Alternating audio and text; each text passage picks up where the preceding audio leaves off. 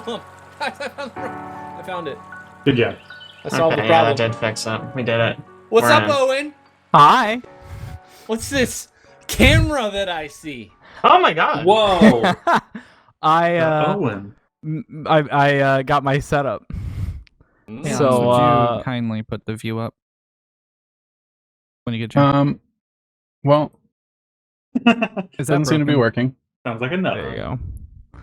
How am I supposed to see Owen for the first time that he has a camera? I'm actually kind of pissed. I mean, watch the Twitch stream, Go on to man. Twitch. it's Yeah. such a delay. I mean, that's fair. There is a delay. Oh wait, NDI is off. Maybe this will fix it. All right. All right. I You gotta, got Oh, it? there we go. type in Okay. some games. I'm wearing the jacket from the photo though. I wanted to consistency. You know, Oh, it's what the gotcha. people.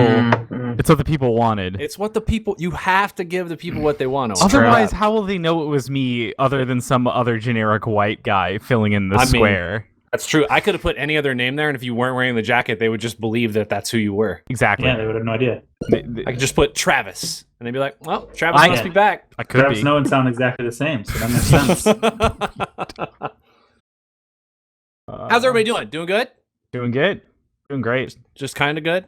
Everyone All else? right. I mean, I All have right. shooting Pretty good. pains in my chest inside, but you know, Well, I'm I doing mean- great. Yeah, that happens on occasion when you hurt things, like shooting pains. Hi, everybody! There you go, Welcome Chad. Oh, hey, I see everybody. welcome to the Forecast Welcome. episode. Oh Welcome my to- gosh! Hey, everybody! Welcome to the Forecast episode 136. The Forecast is a bi-weekly podcast produced, streamed, and sometimes released on Thursdays. We're a community of people who love exploring and discussing all kinds of things, from video games and board games to film and TV to our everyday life experiences. And as Chad walks away, even though for those of Wow. you who are listening, Chad is not currently here, I'd like to let you know, if you'd like to know more about what we do, you can follow us at facebook.com/TheHorizonFB, or you can come out, hang out in our Discord channel, or you can check out our website, We'reTheHorizon.com, where we have a ton of original content. Additionally, everything we talk about is in our cast notes, which is pushed out to whatever podcasting app you are using. I am Aaron, going in, let's see if I can get this pointing correctly. Yeah, there we go. All right. Owen. Hello, guys, gals, and non-binary pals.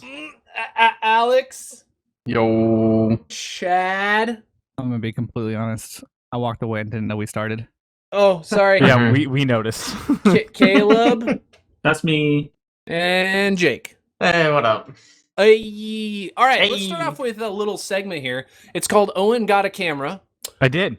and he's visible. And a ring light. And a ring light. I'm professional. Ooh, Is it nice. the beginning of 2020? Basically. Yeah, I like It's the impressive. various textures in the background, like a little bit of green in there, some lighting. That's good. Yeah, I got, It's very It was nice. It's green. good. It's good. It's good ambiance. Yeah. Tell us about all the Spider-Men, Owen. Yeah, okay, so I am an asshole and made my girlfriend watch all the Spider-Men with me. So we've watched everything. Nice. Oh. Because I was Animated prepping my series. Well, I mean, all of the live action. So we're talking the Sam Raimis, we're talking the Tobey Maguire, we're talking Andrew Garfield. We did them. Is that 7 movies? That is in fact 7 movies. Okay, Mhm. okay. And just some hot takes. Tobey Maguire is a terrible actor. Wow. I don't believe you. I know, How dare you? He was more expressionless in the entire series than Kirsten Stewart was in any Twilight film. I think Kirsten Stewart had more expression in Twilight, actually. Did you not know about that part where he cries? It's like a meme now because it's so yeah, good. no, it was pretty bad. And I then, felt so many emotions watching those movies. So Oh my I don't know what you're talking about. gosh.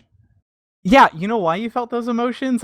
It was because of all of the supporting cast just literally just lifting his ass and carrying him through every single scene. Because let me tell you something. The villains very well acted. William Dafoe did a great job.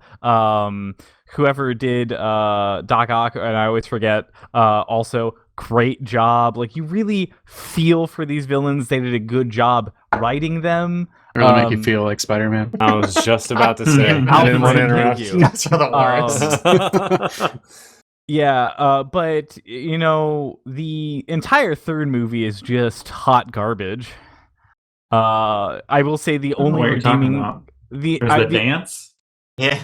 That's really the only part you need to watch. It's- dance. the first part where he act puts his makes hair- no sense and is all over the place. The second act is just him being an asshole. And then the third act is him saying, sorry, I'm an asshole. Let's do some cool stuff and pay off stuff that's been kind of simmering underneath here for the past couple of movies. And anytime you're trying to pay off something that's been baked into a couple of movies, it's going to be at least okay. And so, like, cool, you burnt everything on that. I'm glad you didn't make a fourth movie. Didn't they also try to put like a bunch of villains in that one They did, and like not develop any of them? You have Venom that just kind of shows up out of nowhere. You have Harry being the Green Goblin for all of 10 seconds.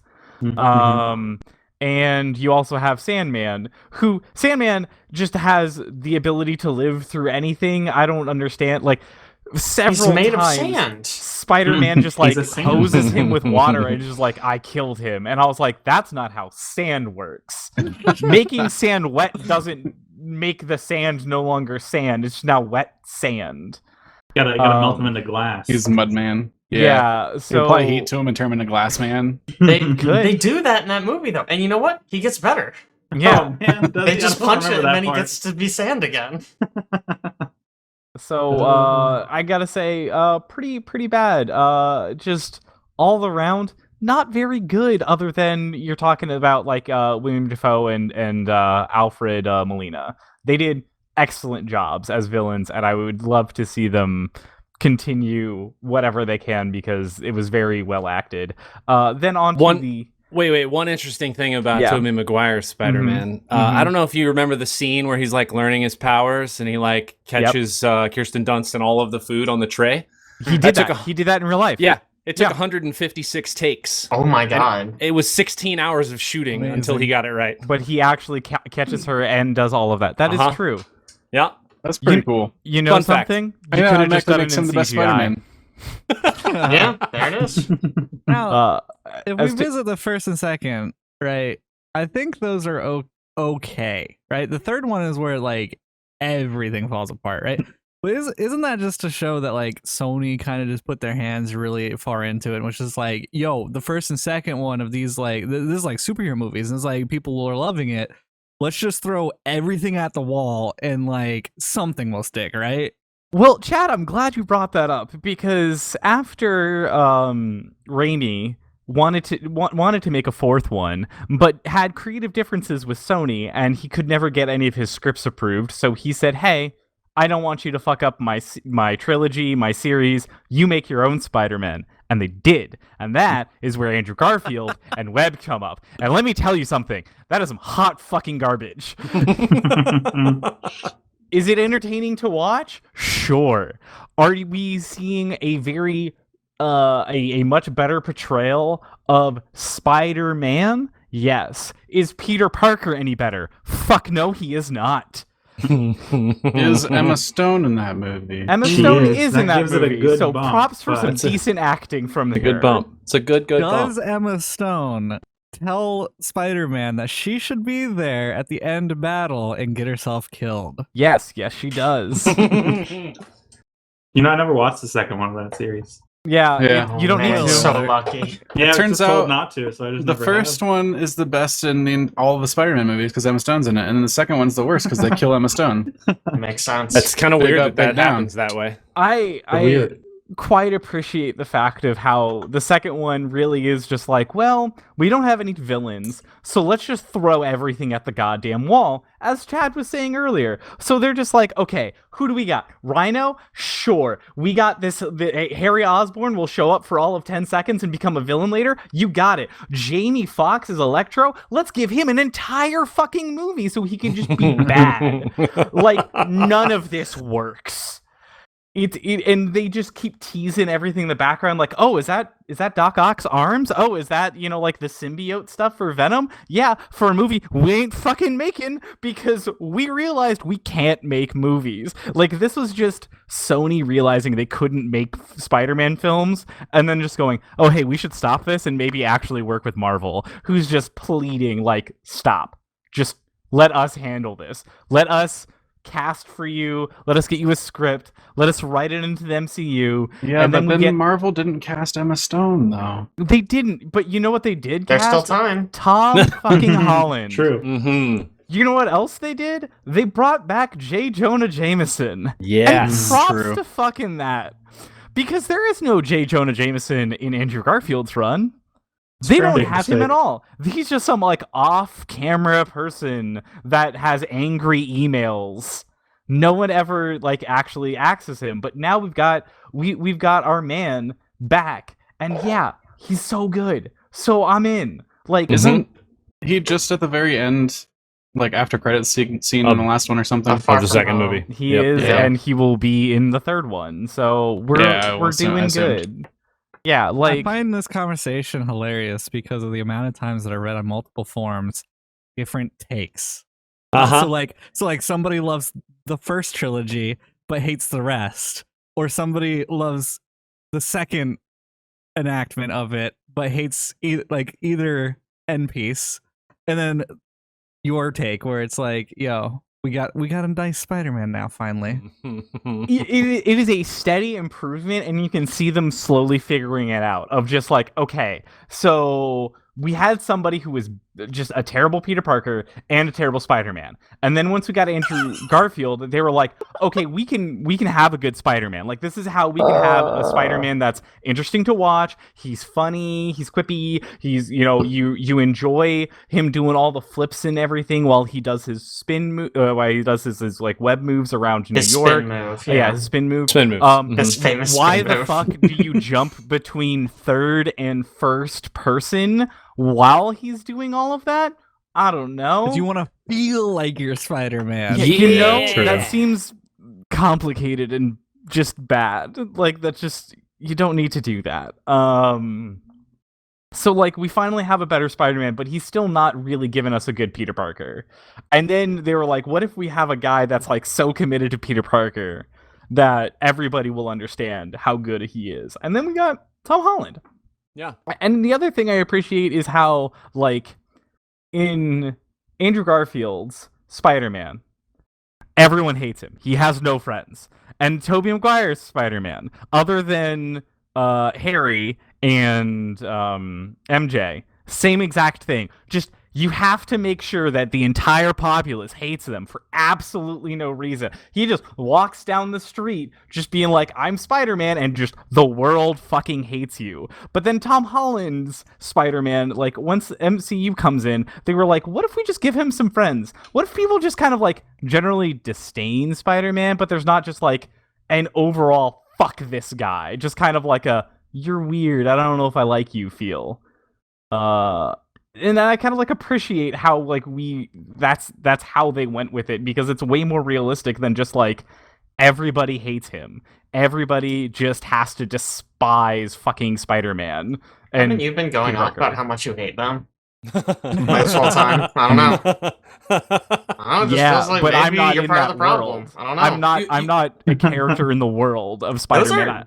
Those are documentaries. Oh, okay. You are part of that world. If We're I all go living to it. New York, I will just find a Spider-Man true swinging story. around. You still just- haven't even mentioned the highest rated best Spider-Man movie. That wasn't Is it included. Into the Oh, Spider-Verse? yeah. That wasn't Yeah. included Not in the live live action. But it needs to be included because it's such a high quality film. It's so It's the fucking best good. Spider-Man film. It's yeah.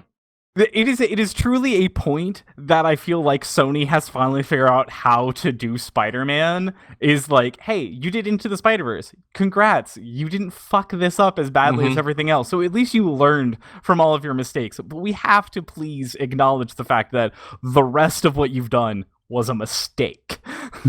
Alex, what was the name of that YouTube video you watched at one point about that one scene in Spider-Man Into the Spider-Verse? Oh, I don't Was know it- what the name of the video was, but the point of it was they were trying to explain why the leap of faith and Into the Spider-Verse is the greatest scene in any movie ever made. It was like a half an hour long video too, wasn't it? That Yeah. was a great video. I watched it all. I was like, I that's watched it stupid. also. And then I watched the video and I was like, oh, yeah, some points. I hadn't watched Into the Spider-Verse in forever, and when I watched that video, I was just like, I kind of want to watch the movie again. It's a Yeah. quality movie. It's a good movie. Quality movie. And now I let's- have Into the Spider-Verse as my wallpaper right now. So Oh, There you go. Nice. Let's talk a little bit about what we've been playing lately. Thanks, Owen, for the who is the best Spider-Man. Wait, by the way, I mean, is it Tom Holland for you? Yeah, obviously. It's, okay, just need to clarify. The entire thing was written better, acted better, just has more emotions. The soundtrack is a fucking bop. Like, everything about it. You're not listening to some random Mumford & Sons shit that they just got from, like, what's popular, what do the kids like? Yeah, let's throw this in there that Sony was doing earlier. Nah, like, we got good music, good soundtracks, like, all in all, they did well once Tom Holland showed up. Nice. As someone who enjoys like all of the Spider-Man movies, despite their flaws, it's kind of hard to argue that the current series of films is not the best. Mm-hmm. And now I believe I've said that all of the iterations are the best at one point or another during this podcast. So good job. So there you go. Oh boy. What do I really absolutely enraged right now by Alex's second game. Okay, yeah. So let's talk about what you've been playing lately. First and foremost, we should mention I get a phone call from Chad last week. I can't even tell you the last time Chad called me on the phone, but he called me. I was like, "Hey, dude, everything." I thought you were gonna ask me like a business related marketing question, or maybe something about like some Adobe suite software or something. Life advice. Like, "Hey, man, have you seen what Alex is playing on Steam right now?" I'm like, "No." Yeah, you should just check it out. For this man playing Cookie Clicker, which by the way, I think cost what, $5 on Steam? It did in fact cost $5. You spent $5 to play Cookie Clicker. I did in fact spend $5 to play Cookie Clicker. Can you explain to anyone why that was a good decision? Nostalgia for Cookie Clicker? Yeah, it was like a big thing back in the day. Here's my question. Cookie Clicker is still free online. It is. So why? There we go. Why? Why not just play that? Supporting the developers, yo. Supporting the developers, obviously. Okay, sure. Classic line. Also, you get the bonus, the Herald bonus, I think it's called, which is something that only Patreon subscribers used to get, but you get it if you buy it on Steam. Also, you get cloud saves for your cookies, so you won't ever lose your cookies and have to restart. Wow. Oh. So I thought it was a waste of money. I could play this for 20 years and keep on growing my empire, and it would still be saved in the cloud as long as Valve exists. As long as Valve exists? Would there be a time in which Valve doesn't exist? It's possible. Who knows? Maybe. If I had to bet on who existed like 1,000 years from now, I would say like 1,000 years from now. Like Google. It's because Google's going to run everything 1,000 years from now. Maybe Bro, Apple. 1,000 years from now, we're going to be in a nuclear winter. Yeah, it's just going to be like Chad. There will be nothing left. The entire world will just be like territories of Google and Apple, and the Google and Apple war will be having raged for 500 years. You forget Amazon just having a large stake across the North Atlantic. Amazon's just like a third party that just like delivers supplies to both sides. Honestly, Amazon would probably just fuck off to a different different planet. Amazon just be like, you guys can fight over the Earth. We got the moon. Yeah, I don't know. Fell flat right there. I didn't hear it. There's too much other. I said because we were talking about Amazon, and Amazon came in the new territory. I was like, it'd be a new world, if you will. Wow. Amazon's upcoming MMO New World. Okay, good joke. Steam charts for Cookie Clicker. Dang. 24-hour peak, 66,000 players. So I'm not the only one. What up? Why? Yeah, unfortunately, you're not. Did you see this on somebody's Twitch stream recently, and you're like, "Oh, I need to do this"? No, it was PewDiePie's. like I tell you, I just checked new and trending on Steam, and it was in new and trending. So it was like big on the platform. Because eventually, I feel like I'm going to like later on down the road be like, I want to play a clicker game, and then I'm probably gonna cave, and then I will have roasted for nothing. So the main reasons why I got it games out there was like Universal Paperclips. Yes. Yeah. That one's good. That one's good. Cloud saves, and then also supporting the devs. And I just wanted to check it out again because, like, on the description on the page, it was like, "Hey, Remember when Cookie Clicker was like a big thing back in the day? You should check it No. out again because we've been actively developing it since 2013. Like, these people have just been working on Cookie Clicker for all this time. And I'm like, what could you have possibly been doing to Cookie Clicker? So it was mostly like I just was interested in what was going on. So, and it was $5. So have they added anything really good? Because I played back when they added the sugar lumps, and those were kind of just annoying. Yeah, so they got those. It's kind of annoying. I haven't seen anything super major yet. And also, it seems like my first loop through the game is just taking a long time. And I'm kind of bored with it already. So, good purchase. Mm-hmm. I also don't want to just leave it running all the time. It's like actually a downside of having it on Steam, because like a lot of what I do on Steam, it's like, oh, I got all these games that have like a lot of hours in. And then at some point, you're going to go to my profile, and Cookie Clicker is going to be at the top of my page because literally, to play that game well, I just have to leave it open on my computer 24/7. It would take a long time before it got to the top of your list. I could see it getting second on your list, maybe. Uh-huh. I could get there. Uh-huh. Sure.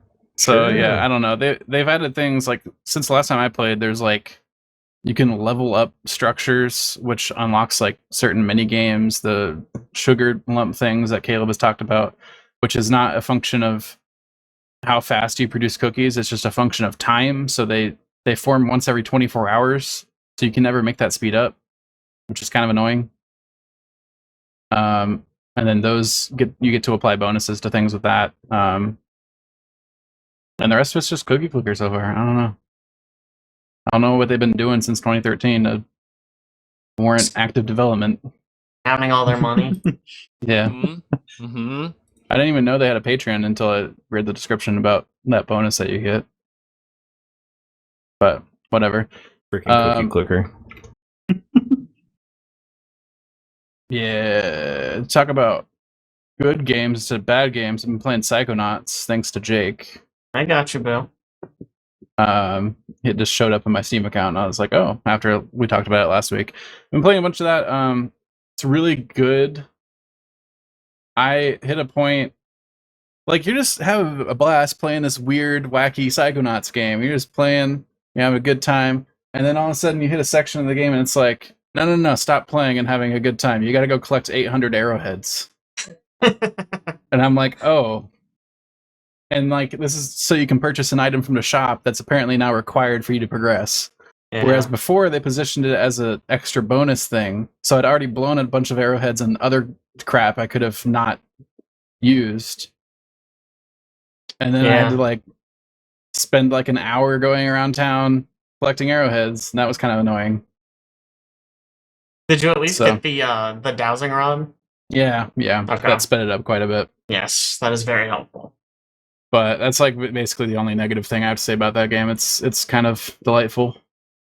I'm now within the Milkman Conspiracy section, which a lot of people say is the best part of the game. So excited for that. You know, you're in for a treat. I don't want to spoil anything, but I love that game. we were watching the stream of you playing Psychonauts 2, and I was like, well, now I'm actually playing Psychonauts 1, so I'm like, hope none of this is spoilery. Caleb was like, don't worry, I got you. The stream was up for several hours, and at one point, Caleb's like, hey, Alex, you may not want to look at the screen. He was like exploring the height of the mystery in 2. Yeah. Uh-oh. Yeah, that is true. But yeah, that's a fun game. Still holds up.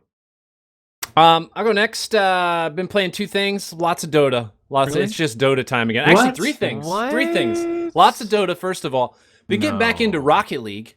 Yeah, we saw you playing some of that. Yeah, I mean, I still feel pretty good at that game.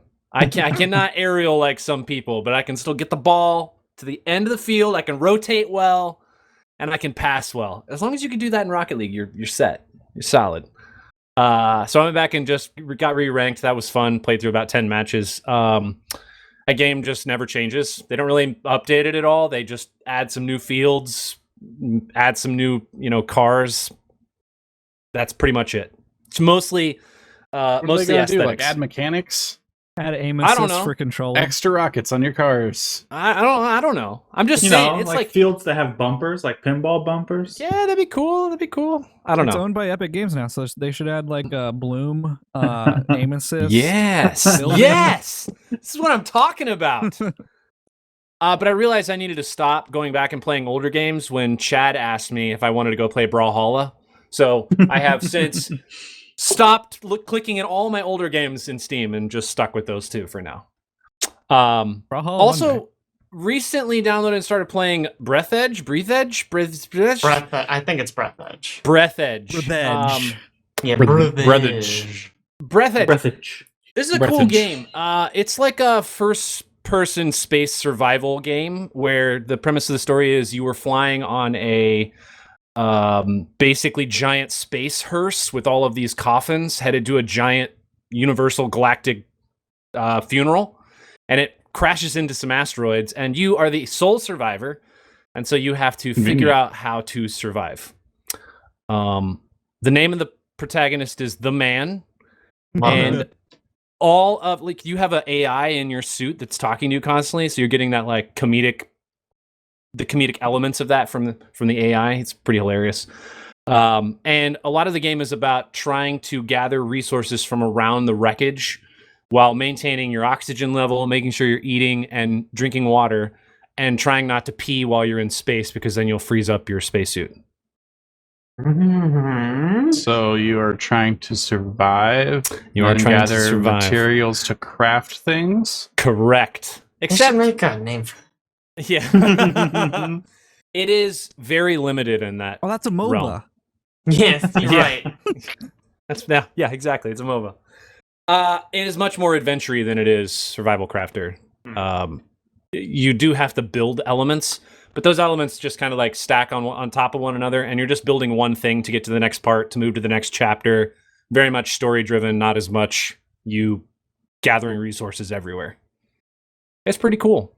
One of my favorite parts, probably the most ridiculous part, is in order to propel yourself, you have to find old, just rotten shawarma floating around, and then you just you manufacture this thing that allows you to fart in a projectile direction so that you can propel yourself across the map, and that requires shawarma to build it. I don't want to play this game.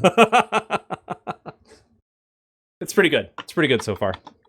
I think I'm only about 5 hours. Some sort of gasket that allows gas to pass from inside your suit to outside of your suit, but it doesn't just immediately suck all the oxygen out of your suit. Apparently not. It's just directly connected to your butthole, I guess.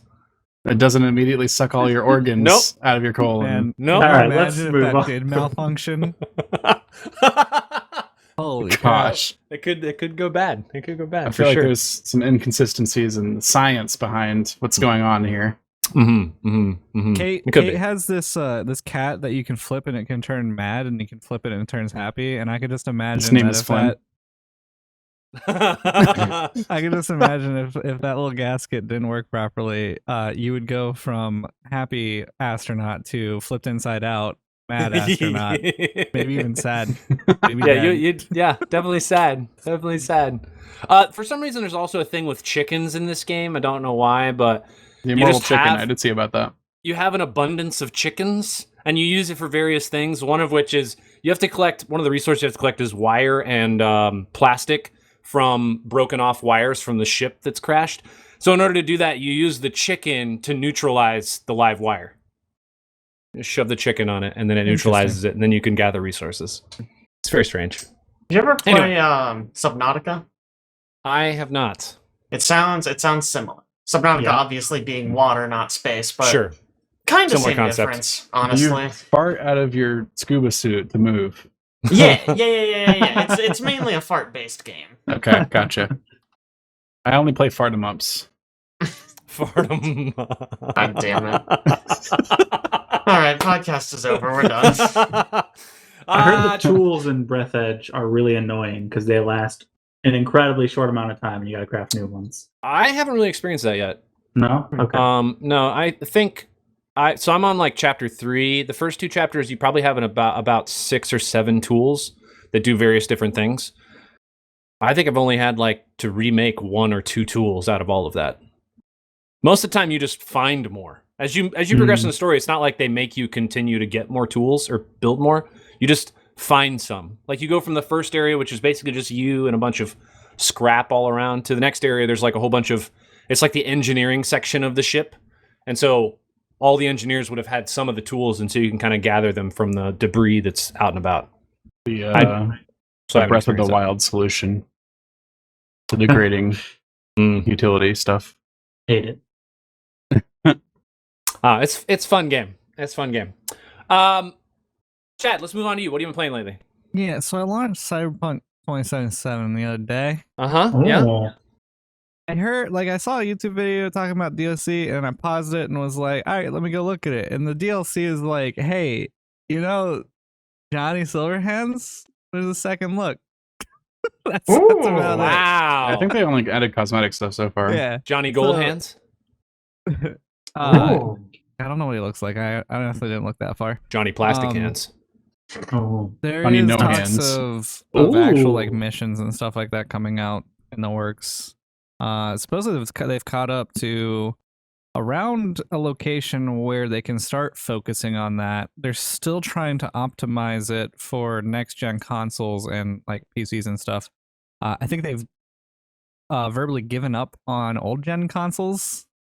And basically Probably said like, hey, we've done as much as we can. And then so they're going forth with that stuff. Actually have like a good number of people working on not just optimization now, which is kind of cool to hear. Is this going to be like a No Man's Sky situation where like 5 years from release date, they're like, hey, this game is good. Hey, you can come play it. No Man's Sky finally got positive reviews or whatever. Yeah, it finally hit It's true. positive this overall. Week. Yep. Yeah. Crazy. It's everyone though in the past like year or two who's launched a failed game has been like, we're gonna No Man's Sky it. We're gonna in a year you're gonna see. And then they they shut down Anthem. Yeah, I was about to bring up Anthem. I'm glad you did. Yeah, I mean, well, because they said the same thing. They were like, nope, Anthem next. We're gonna No Man's Sky it. Everyone's gonna love it. And then they're like, nobody likes this game, so we're gonna stop. I really like that appreciate game. watching Fallout 76 trying to do all of that, which like I kind of understand. Like but the thing that I hate about it is that all of the good improvements go to Fallout First members, the people that are like subbing $15 a month or whatever. And so I was like, this doesn't fix the broken game for everyone. This fixed the broken game for the people that have been throwing money at you since the start. I wonder why they prioritize them. Yeah. That's so weird. Still makes your game shit, though. The other problem with Fallout 2 is they weren't taking the No Man's Sky approach. They were taking the Evolve Stage 2 approach. And so, yeah. What are you saying? They made it worse? I mean, it's they took just a decent game and made it terrible. I mean, they definitely I have don't think it. it ever started as a decent game. That's true. That's true. And it probably didn't. I guess they didn't have NPCs for like how long? Oh God, like 2 years? 2 years, I think. I retract my statement. Oh man. So Cyberpunk. Yeah, I mean, that's all I had to say about that. It was okay. I can tell that the cars have gotten a little better, as in like the NPC driving.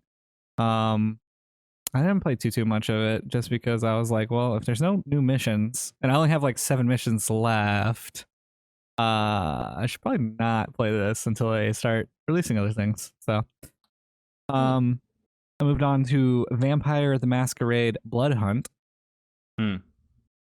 It's There's a new Vampire the Masquerade game? This one is a BR. Nope. Okay, Oh, never it's mind. a BR. Yeah. So Okay. it's interesting because it's super hard to find on Steam. Like I try unless you type in exactly Vampire the Masquerade Blood Hunt, like you cannot find this game. I like had to Google it to figure out how to download this game. It's I'm pretty sure at some point it was just advertised on my front page on Steam. Yeah, it wasn't for me. It's not the best. I already wrote a review on this game. I played for like 2 hours or so obviously I still need to give it a little more of a chance. But in the 2 hours I played, and with all of the BRs that I've played in the past, it just runs into the same problem for me with every other BR that's out there, which is third parties are atrocious, and healing takes way too long. There are like 3 different actions that you can do to 4 different actions you can do to heal. One is you put in an armor plate. That's completely separate from your actual health. You can drink a blood bag, hit yourself with a syringe. The syringe does like health over time, very small. The blood bag kind of like almost full heals you. Or you can eat somebody or like, suck their blood. All of those actions are interrupted as soon as you get hit. So you pretty much are like, all right, let me go around this corner, let me start healing. Someone comes around the corner, smacks you once, and you're a tick away, and you've lost the fight because you're already like hurt. So you can't really do much. The abilities in the game are pretty much just kind of there. Like they don't really matter. And it's really sad because, it's a vampire ability BR shooter, and you're pretty much just sitting there shooting, and that's it. The weapon's just so powerful that people just don't use the abilities at all. Yeah, like the character I was playing, I had a super jump, but it didn't go as high as the roofs, so like it didn't really do much. And I had a slam, which the slam was only good for when the guys were trying to drink the blood of the enemies, and I would slam on top of them, and I would third party both of them and kill them both. That's the only times I saw that as good. Then there's like a dude that like goes invisible, but his invisibility lasts for like nothing, and so you just get tracked right back down. There's somebody who like tracks super hurt people. Like the abilities are there, and obviously you can use them, but it still felt like the guns were just the predominant thing that people were using, and the abilities were kind of on the side. Which like in Hyperscape, for instance, like the abilities were used constantly. Or Apex, the abilities are used all the time. Overwatch, I mean, it's just an ability shooter, you know what I mean? Like, if you have an ability shooter, you would think that abilities would be used kind of like throughout the entirety of you playing. Just imagine if they made the abilities like the prominent thing, maybe even took away the guns from the vampires, but then like maybe there was a second side that had guns.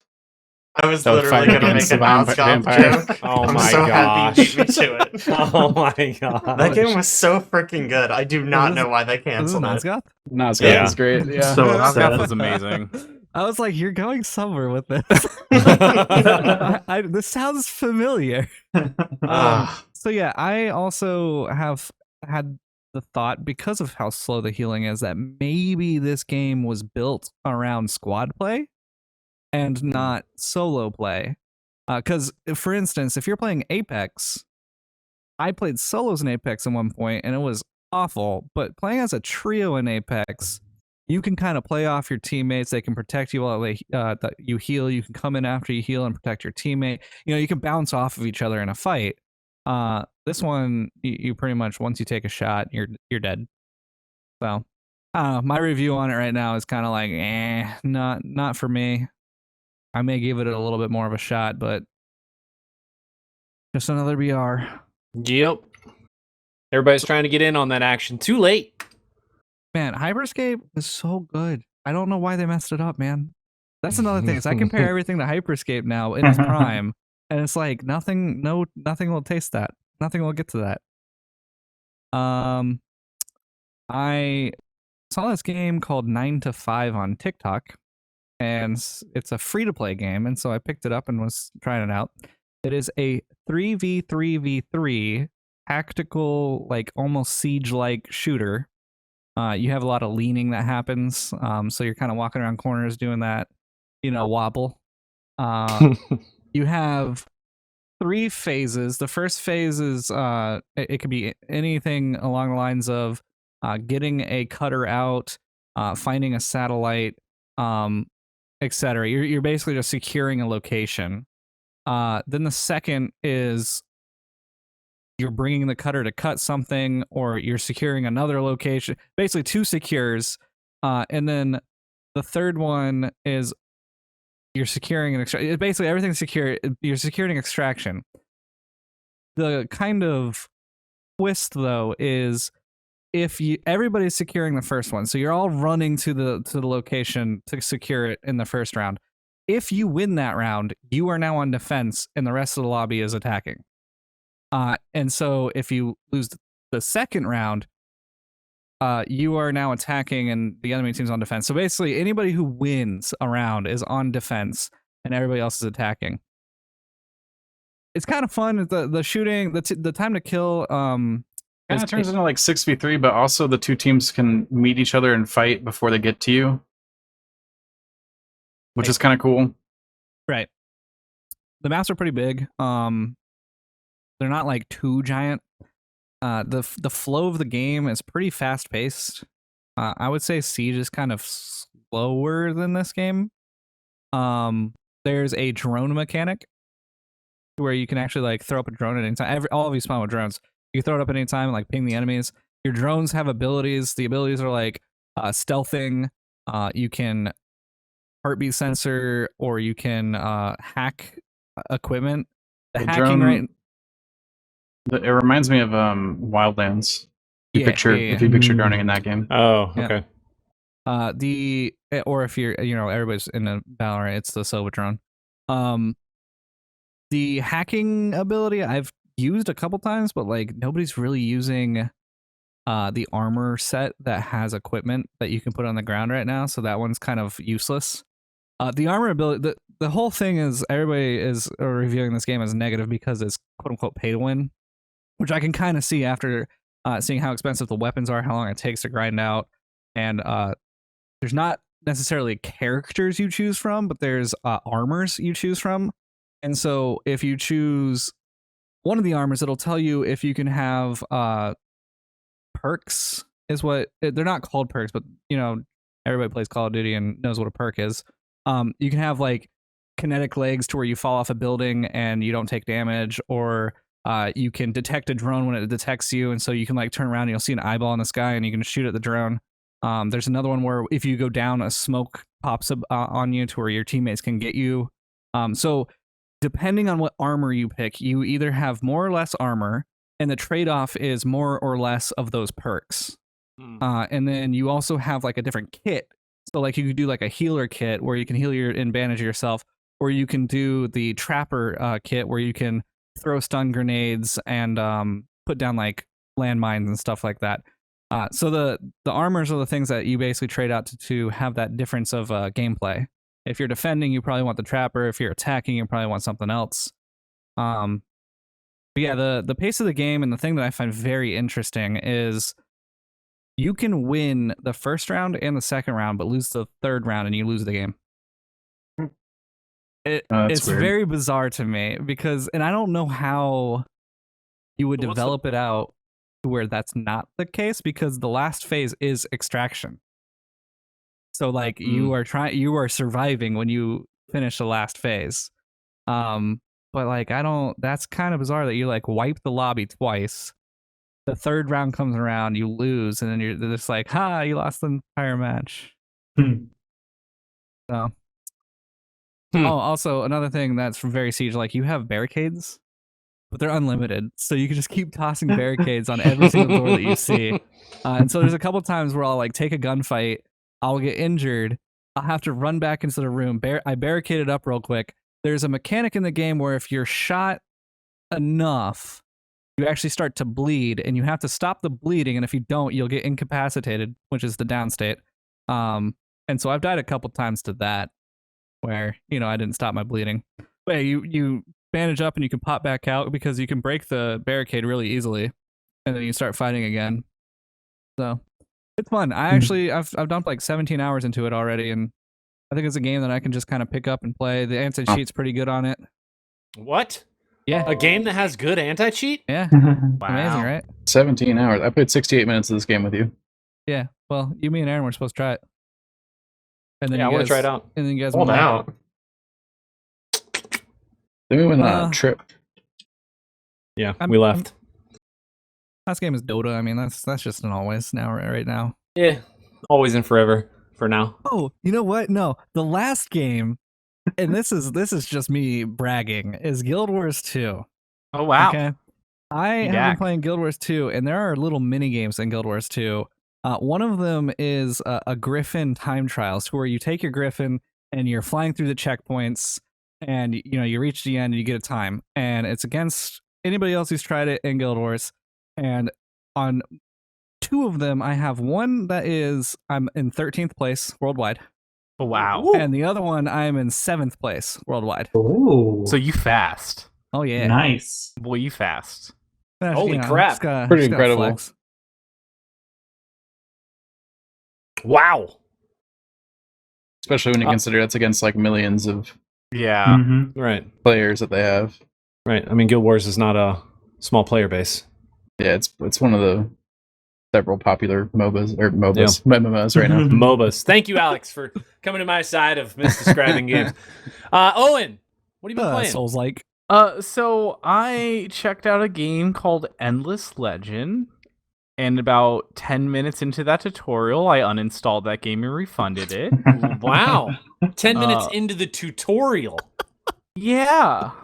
Why is it even on your list? That's like one of the Just Kind to of a hang. 4X games, right? Yeah, I was looking for some new 4X games, and then I was like, oh wait, this is just Civ, but more complicated, and I don't understand the builds here Much because I more understand the builds complicated. of Civ, so... I got I'm bad gonna news. go- If you want a 4X game that's not Civ, most of them are not going to be Civ. Yeah. I'd say 90%. I think it was just a thing that I underestimated the amount of shit I actually know about Civ. Mm. I think so, Civ is also like the one that's like accessible, and like the draw of other games that are not Civ is that they're much more complicated, And they're not Civ. and people want the complicated stuff. Yeah, like Yeah. Stellaris. Yeah, I wasn't looking for complicated. I was just looking for something that wasn't Civ. But then as I was like trying to learn how to play this game and realizing that it would take me multiple hours to understand how to actually play it and like have like a correct build kind of thing to actually be somewhat decent on it, I was like, oh wait, I might as well just go play Civ because I actually know how to play that. Like it just became a thing. I realized I was trying to look for something that wasn't Civ, and then I realized no, I shouldn't, because it'll take me like a decade to figure out how to play it. Fuck that. I'm gonna go play Civ. Has anybody here ever completed a Civ campaign? Oh yeah, multiple times. The one guy who plays 4X games. Yeah.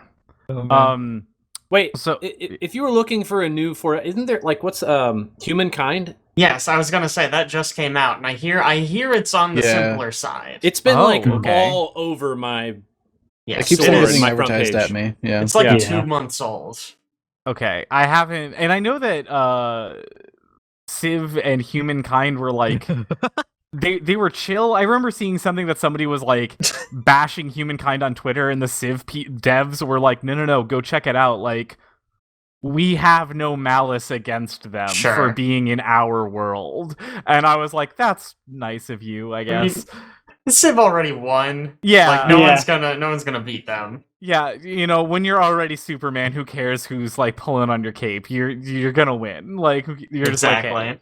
Wait a second. This is literally made by the same people that make Endless Legend. Yeah. They also make really? Endless Space. Yeah, it's all the same Endless people. games. It's just Endless Legend came out in 2014. This came out in August of this year, August 17th. Ah, okay. Well, I mean, it might still be good, but yeah, that doesn't bode well, does it? Yeah, I don't think it's anything's bad with Endless Legends. It was just like realizing the amount of learning that you actually have to do to play this game to have something that is different. You're just like, wait, why am I doing all of this? It's not worth the time cost. I might as well just keep what I'm doing. I kind of always wanted to try Age of Wonders Planetfall, because it has like the 4X gameplay, but then when you get into battles, it takes you into like a tactical. It does that for regular battle. Endless Legends, and does it do that? Okay. Yeah, like an RTS battle or like a turn-based. Like it's I think still it's a turn-based. It's like a turn-based 4X battle sphere that opens up. Like usually in like Civ or whatever, you just like the units run at each other, and then like some of them go away. Yeah, they think but this would be like you go into an individual tactical combat for each unit encounter. The large problem with that is then if you're playing with somebody else, welcome to just an hour of them doing all of those battles. Well, I can't imagine how long it would take just to play by yourself. Right. Yeah. That happened in the Warhammer 40k strategy game we played for Humble Bundle. Oh, I don't know what it's yeah. called. But that It was a Warhammer game. Warhammer Total Total War. Time. Total War. Was it Total War? It was Okay. Total War. Total War War Warhammer, is- I think it was what it was called. Man, That what a one's bad just name. an RTS. Yeah. Yeah. Like the Because world, obviously right? it should have been called Build Total up stuff. Warhammer, but they both Right. both companies wanted their full title. Terrible. In the title. Yeah, Warhammer. everyone's gotta be there. So I played that and didn't like it. I did end up picking up after that Wasteland 3. And I was what a good playing, game. And I was playing that with Allison, and that we really enjoyed. We got into, and I'm looking forward to getting more into that. That seemed really interesting. It's very much kind of got this nice XCOM combat system with a splash of Divinity feel, and this is what I was looking for. 10 out of 10. This is a good thing. What difficulty level are you playing on? Medium. Yeah, it's probably good. That's probably Yeah. good. Caleb and I tried to play on like the one above the mid tier, and unless you are perfectly positioned to start a battle, you're dead. The problem is the like time to, it's not even time to kill in a turn-based game, but like the amount of damage people do versus how much health you have is it's ridiculous. It's like playing Starfinder with me as GM. System If they get to ruins go you on that first, count. if the enemy gets to go first, you have at least one character dead, if not more. Yeah. Oh, that's bad. Usually more than one. Yeah. It's the initiative system I do not like in it at all. Because they can kill you so fast. You always just take encounters with your tank. That's it. You can survive if you can take encounters with your tank. If The big you problem is you have to like not do some dialogue options and instead just shoot people from far away. Hi. And miss out Well, on like some of the RPG stuff. welcome to kind of what Which I've is been annoying. doing so far, because as a sniper, I'm just like, oh, I have to kill this guy. I don't even bother trying to talk to them. I just snipe them from the other end of the map. Sniper is so awesome. I start every fight with the sniper, and it's just like, oh, there's like a boss in the middle of them. Let me just one hit them real quick. Yeah. Holy crap. I do so much damage. I get like a bonus like 200% damage if I fire from outside of combat because of stealth. Ugh. That's good. Yeah, That's it's solid. pretty Good, but you don't get to do all the dialogue. You do all the role play. The dialogue in that game is excellent. I It's so have good. dialogue. Nerds. My dialogue is to my gun. You want You that could guy always- dead? Okay. You could always do it and then reset the save and then And then The just kill saves them without just having and the then just dialogue. murder them. Every dialogue. Wow. Yeah, I mean, that's you're a lot of just- times. Really, you're just picking one very loud dialogue option every time. I mean, the way think me about and Frank every go, Really? time. Just saying hey with a bullet. Yep. Yeah, exactly. the way me and Frank play it, we try to do the role playing stuff, and then when that fails, and we inevitably have a horrible combat where they kill several of our people, we just Where you get to reload go. And shoot him in the head. and then shoot them in the head. There I you love go. it. Isn't that essentially save scumming? I mean, Yeah. yes. Yeah. Yeah, Absolutely. I think save scumming is acceptable. Oh. Finally, I've been diving into a little retroness and been playing some Legend of Zelda: Ocarina of Time. Nice. Still a fun game. I've been playing it on a stream because I am setting myself up for 2 challenges for Extra Life, one of which will be doing the Water Temple without the Water Tunic, which Good luck. Jake did and said is possible, so I accident? will try that. By accident. By yes. by accident. And then the final challenge I'm going to do will be defeating Ganondorf with just a bottle. Both of which will be under the hey, if I break my goal of 3,500, I will do that on stream on November 6th when we do our 24-hour stream. So you're Nice. you're a speedrunner now. Speedrunner. It's not speed running if I'm streaming me going through the actual campaign leading up to November. Can I give you a water temple tip? Please. The amount of time you can hold your breath is directly proportional to your current hearts. Yes. So if you have full health, you can hold your breath for like 5 minutes, and if you have 1 heart, it's about 1 minute. Jake, I would like you to know that I have already grabbed the silver scale. I'm going to get the gold one before I go in, and I am finding every single heart piece I possibly can, and I've got 3 bottles with fairies already in them. Okay. I'm like, I'm in the forest temple right now. I'm not even there yet. I'm just prepping myself for the hell that will be. If you prep for it, it's probably not even going to be hard. There's only one part that was hard, and that's because I didn't know about the heart thing. So I was trying to beat this whole room of clams within a minute. Very hard. Anyways. Well, I will attempt it, and also beating Ganondorf with a bottle, because that seems like it would be fun. And hard to do. Good luck. Jake, what have you been playing? So, I've been playing... I narrowed it down just 2, because I have a lot to say about both of these. I finally went back, and I finished Mass Effect 3 in the Legendary Edition.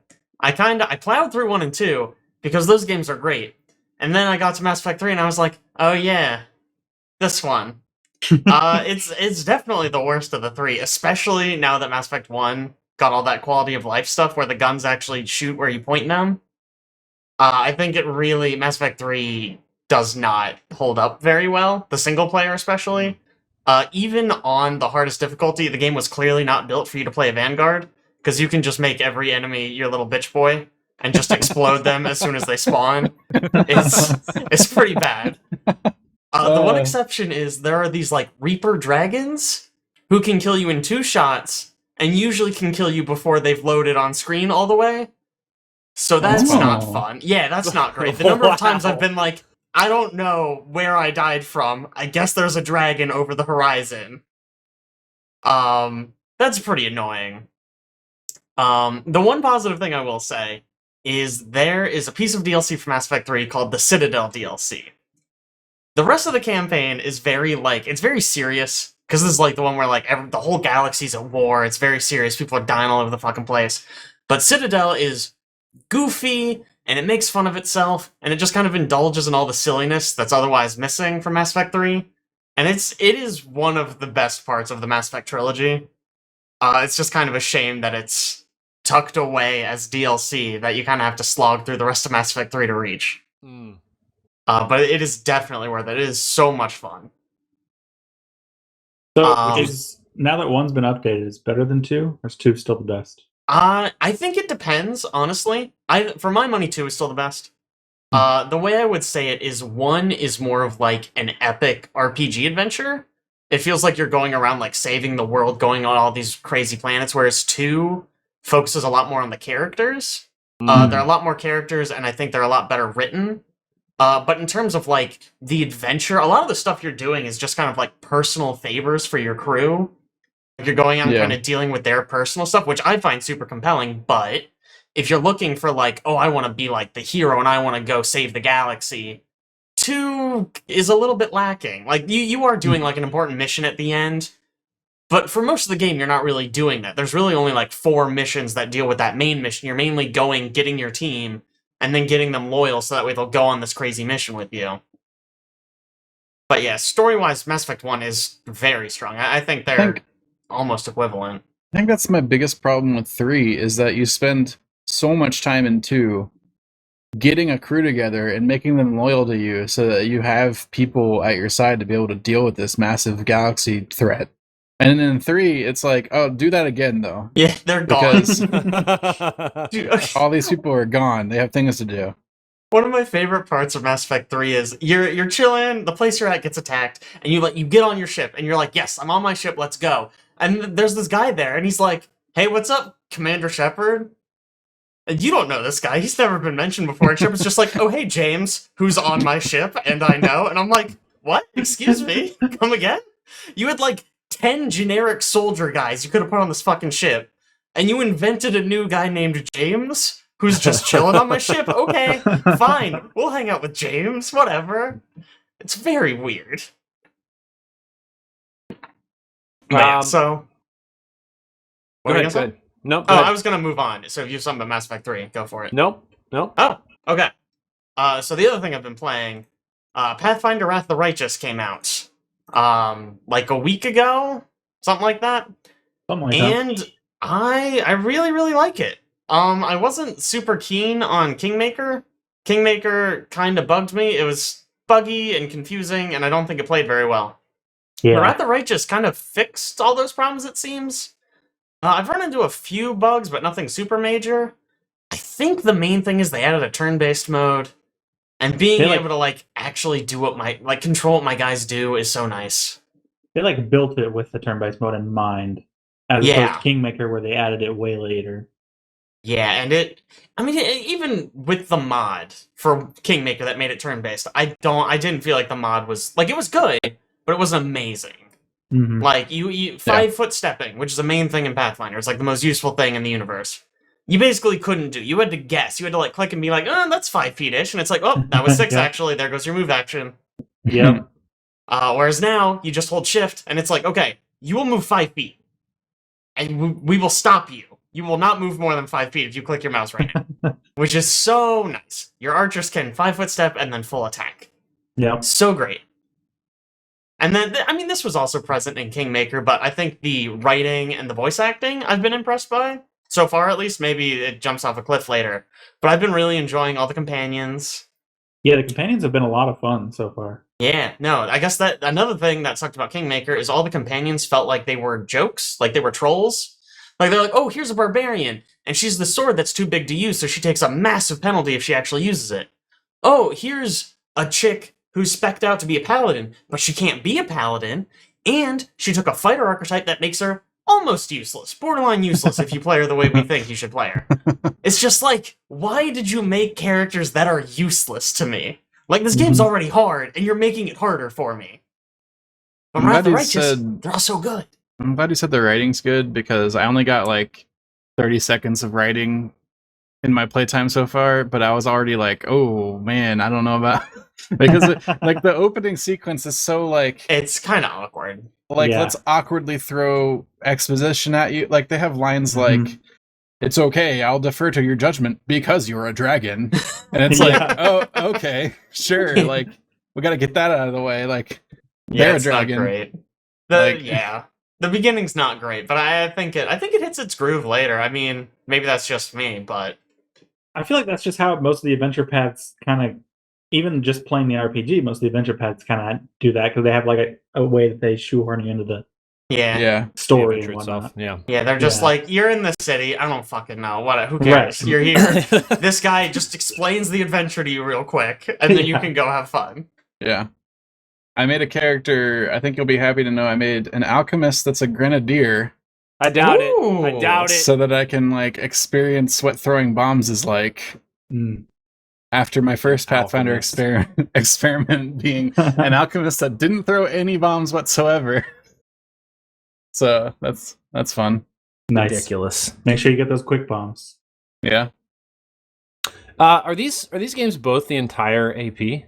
Or Wrath of the Righteous and Kingmaker? Okay. Mm-hmm. Yep. Wrath of the Righteous has Mythic Pass in it. It does. Yeah. I guess I should say, I have not... According to Steam, I've been playing this for a stupid long amount of time. I think there's something wrong with how it's tracking it, because I don't think I've been playing for like 20 hours. That feels wrong. Maybe you're really into it. I'm at 15 and I'm at level 4. So okay, I just hit level 5, so maybe I've just been playing more than I thought. I mean, I'm 4 hours in and I made a character. I will say this game has sucked me in a lot more. I kind of thought I would hate it like I did Kingmaker, but I have been sucked in real bad. Is that what Alex played Kingmaker multiple times, and both times I made it like 4 hours or so, and then stopped. I couldn't make it, man. Kingmaker I didn't do it for me. Yep, this one's drawn me in. I've already played 15 hours, so it's good. Alex, were you making your character in the car on the way to Arkansas? Is that what you were doing the whole time? So I didn't even start making my character then. I was just looking at the settings, because the settings and difficulty options are so extensive. Ooh, they're wild. And I had to like look up what things meant. Like none of the preset difficulties meet what my expectation for like a normal difficulty should be. Like, that's fair. I realized why they have core set to enlarged groups of enemies. It's because normally when you play the RPG, you're playing with a group of 4. And in the game, you're playing with a group of 6. Oh. So it expands the enemy count to like even that out, I think. Yeah, that makes sense. Shoot, maybe I chose the wrong setting now. Well, you can can change it. Yeah, you can change it almost literally all anytime. the difficulty settings you can change on the fly. Interesting. Yeah, because I was like, like, why does some like I go click on the one thing and it's like, yeah, this will be like the normal thing, but like enemies are expanded and do more things, and it's like, why aren't they just normal enemies? Yeah. Why isn't critical hit at normal difficulty like a 1.0 damage? Why is it less damage for a critical I don't hit? know what that's about. I don't like that. Like, I mean, I think it's because you start at level 1, and so if an enemy crits you, you'll die. Yeah, you just like that's it. And like a DM could be like, it deals slightly less than your max HP, but the game's gonna be like, no, you take 50. Like that's it, you die. I guess. It does at the very beginning give you 2 ways to res characters, so that's nice. That is true. That is just true. in case you need it. And like the death's what is Death's it called? Door. Death's Door thing. I thought that was a little weird. Like it's so nice because it means that random crit you weren't expecting didn't kill your wizard. Yeah. It just wounded your wizard, and you can heal them. But in my mind, I'm like, well, that fight went wrong, and I would just load the save, right? I mean, well, sure, but I mean, there's something to be said for taking losses if it's a close fight. You know, some people go down, you fight through. Mm-hmm. And if it's not as expensive, for me at least, right? If it's like they're down, but I can just go rest and they'll be okay. Yeah, I'm more likely to take the loss. Whereas if they're dead, I am much more likely to just save scum and be like, no, they didn't die. Yeah, I'm gonna keep That's reloading true. until I do it perfect. Interesting stuff. Caleb. Well, Unless you had more to say about that, Jake. No, I'm good. Okay, Caleb, what have you been playing? well, I've been playing some Wrath of the Righteous. Yep. Good, I let's played talk about this some game more. called- Yeah. I played this game called Recompile a little while ago. It's a not good Metroidvania. Oh, fun. Aw. It's just kind of fine. You're in like a AI. You're in like a computer space, a virtual space, and you're an AI running around breaking other AI and trying to fix stuff for some people outside of the virtual space. But it has a weird issue where like it introduces things and then it'll give you an ability that completely bypasses those for some reason. Like the first one, it introduces this puzzle where you gotta like, it's like the pipe puzzles kind of. You're like doing these circuits and you gotta get the power to the right spot. Mm-hmm. Or you can use the currency you get from killing enemies to just bypass it at the end to instantly complete the puzzle. That's Yeah. a decision. Yeah. And I looked up a bunch of stuff about it and it seems like it does that even more and more. That keeps happening as the game goes on. So I gave up on that. It wasn't that good anyway. Then I played some of the Mortal Shell DLC, which is really good. If you haven't played Mortal Shell, pretty solid game. It's a relatively easy Souls game. That doesn't mean anything for me. All Souls-like games, I just instantly die. I'm awful. Can't parry. Got to get good, man. Don't Can't parry. Who parries? You dodge or get a shield. Caleb's a madman. Don't parry. Unless it's Sekiro, parrying's a waste of your goddamn time. Or Parrying Bloodborne. is Very, dope. very good in Bloodborne. Nah. I think it's just because the only one that he tried to play was Bloodborne, right? No, the first... Wait. Bloodborne is No. really hard, actually. Yeah. I think... Yeah, Don't I mean... parry. It's the one that It sucks. That's God. the one that Caleb let you borrow for PlayStation. yeah. That's probably The key in Bloodborne. Bloodborne is to roll into the enemy over and Yes. over. You got to be Oh. underneath the enemies when you fight them. Mhm. Yeah, Safe, the best very place to safe hide there. is within their hitbox. Yeah. Oh, They can't get you interesting. there. Interesting. Okay. But the Mortal Shell DLC, it's called a Virtuous Cycle, I think. It's a roguelike mode, a roguelite mode that they added into the game. Oh, of course you like it. Of course. Right? Did you Right? kickstart it? Here's the thing. Did you kickstart it? It's way harder than the base game because you have to beat basically the base game plus some in a single life. But you're like doing the roguelike thing where you're picking up abilities along the way and increasing your damage and stuff. So it's kind of, I don't know, it's a really interesting thing to do in a Souls-like game. Mm-hmm.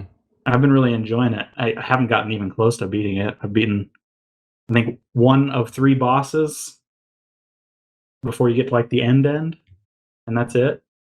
So it's really difficult, but it's a lot of fun. They also added a new weapon, which is a very Bloodborne-esque weapon because it transforms from an axe into like 2 swords. Oh. Pretty good. Interesting. And they added a new shell, which The shells don't really matter to me that much, but wow, it's It's mortal shell. It's like it's in the name. Core component of the game. yeah, I mean they just determine like your health and stamina, and that's kind of it. No big deal. Okay. Also been playing a bunch of Psychonauts 2. Actually beat it recently. I know Jake's been playing a bunch. In fact, it's pretty good. The gameplay's a lot more polished, I think. Well, maybe not polished, more I don't know. I don't think know. polished is fair. polished. It's definitely more faster weighty, paced, precise. precise. Yeah. Psychonauts 1, I would say, is very floaty. Yeah. You jump and it's kind of like, woo, especially with like levitation. You could just Yeah. bounce like where the fuck. Like levitation basically broke the game. You could just bounce to wherever the fuck you wanted, and it was wild. One of the things that annoys me the most in the second game is that you can only have 4 abilities Yep. at a time, and you got to go into a menu to change them. Drives me insane. You would think they would have added like a quick selector Yeah, quick or select, more slots. Put them on the D-pad, That would have been really good, actually. right? Also, levitation, you don't need that on a button. That You- really should just be its own. Jump and hold, and you got your levitation there, or hit the left stick, and you got your sprint levitation thing. Yeah. I do not like Clairvoyance the is. design of those. Does it not Yeah. have like the wheel that you like can swap out your abilities from the wheel? Well, You gotta like pause to open. you got to it. pause. Yeah, Oh, it weird. completely throws off the flow of the fight, especially when you don't have psychokinesis out, and then some bad guys, the blob guys show up, and that's the only way you can kill them. So you got to like pause and pull out the Pause, pick it fire up. ability, and Does it, you Ah. like hit a D-pad button in Hit the it. first game, and then like the radio wheel comes up, and you can swap out what button does what from there. I mean, it's like the same though, right? It pauses the It's game and same. you just pick a different ability to put on I a think button, it- right? I think it does, but it's like pretty quick. You like hit the button, swap it out, and that goes away. it doesn't. It doesn't even need to be there. They should just be on the D-pad, the different abilities, and it'd be so Because much another smoother. button on the D-pad is like all of your utility items. Like that wheel will come up.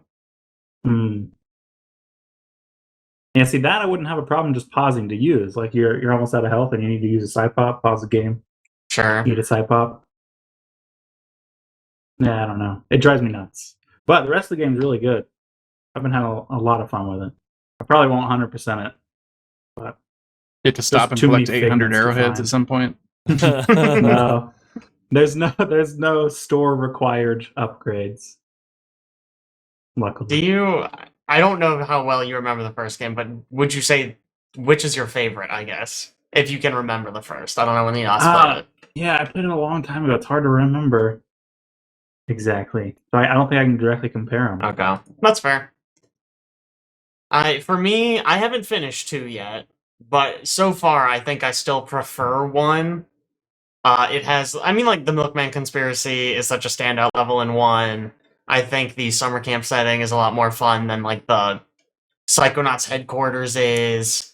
And I think the Yeah, story that's kind fair. of took itself less seriously. And 2 seems very serious, whereas 1 was really kind of just, like, goofy a little shit. bit. Yeah. Like, they weren't afraid to be like, hey, this guy, he thinks he's Napoleon. Like, get in his mind and sort that out. Whereas 2's like, this guy suffers from, like, a general anxiety disorder. Like, maybe help him figure out what he wants to do. And it's like, I mean, they're both good, but 1, I think, is more fun.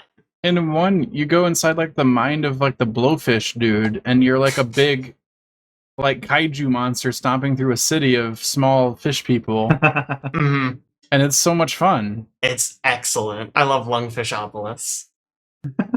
You remember the name. I Lungfishopolis. love Psychonauts 1, dude. I love it so hard. They call I you forgot how good some of the Goggalore. How good levels is are. that name?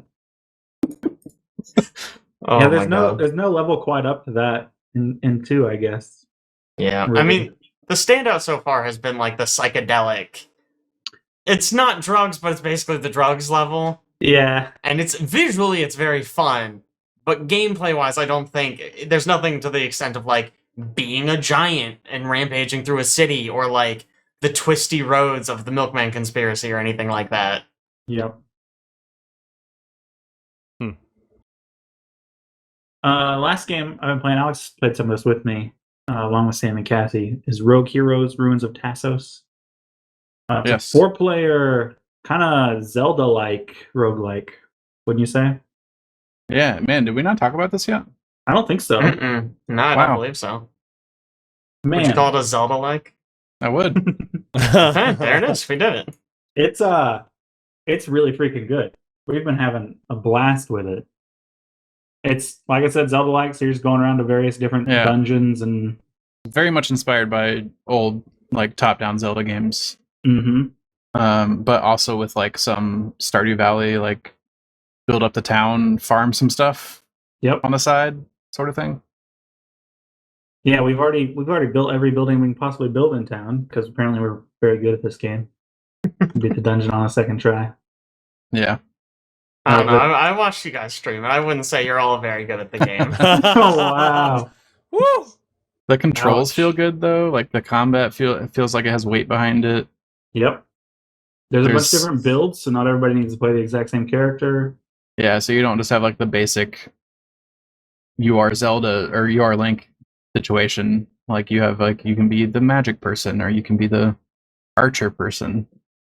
You know, that bunch sort of different thing. classes that you get, like, as you play, you unlock new ones, so you can just swap out at any time and take on a new role.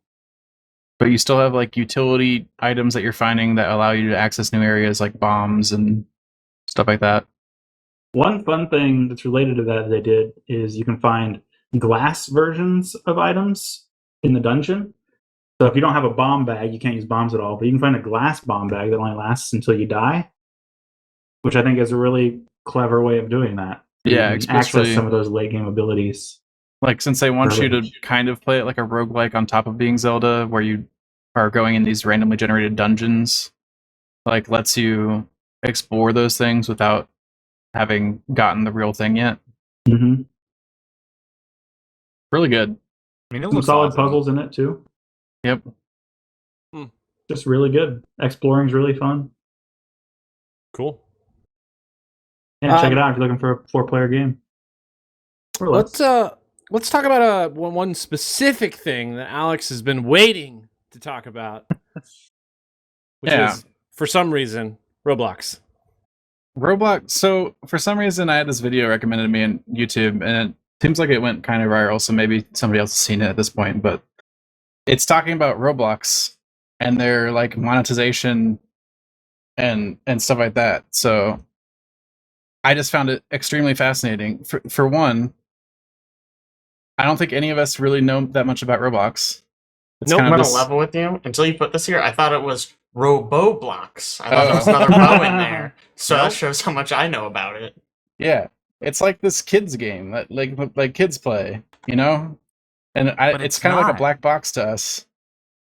In my mind. Like, has anybody actually played this game here? Nope. I tried to, but you had to have a certain aged account before actually playing and stuff, and I couldn't. Oh, weird. It was weird. Yeah.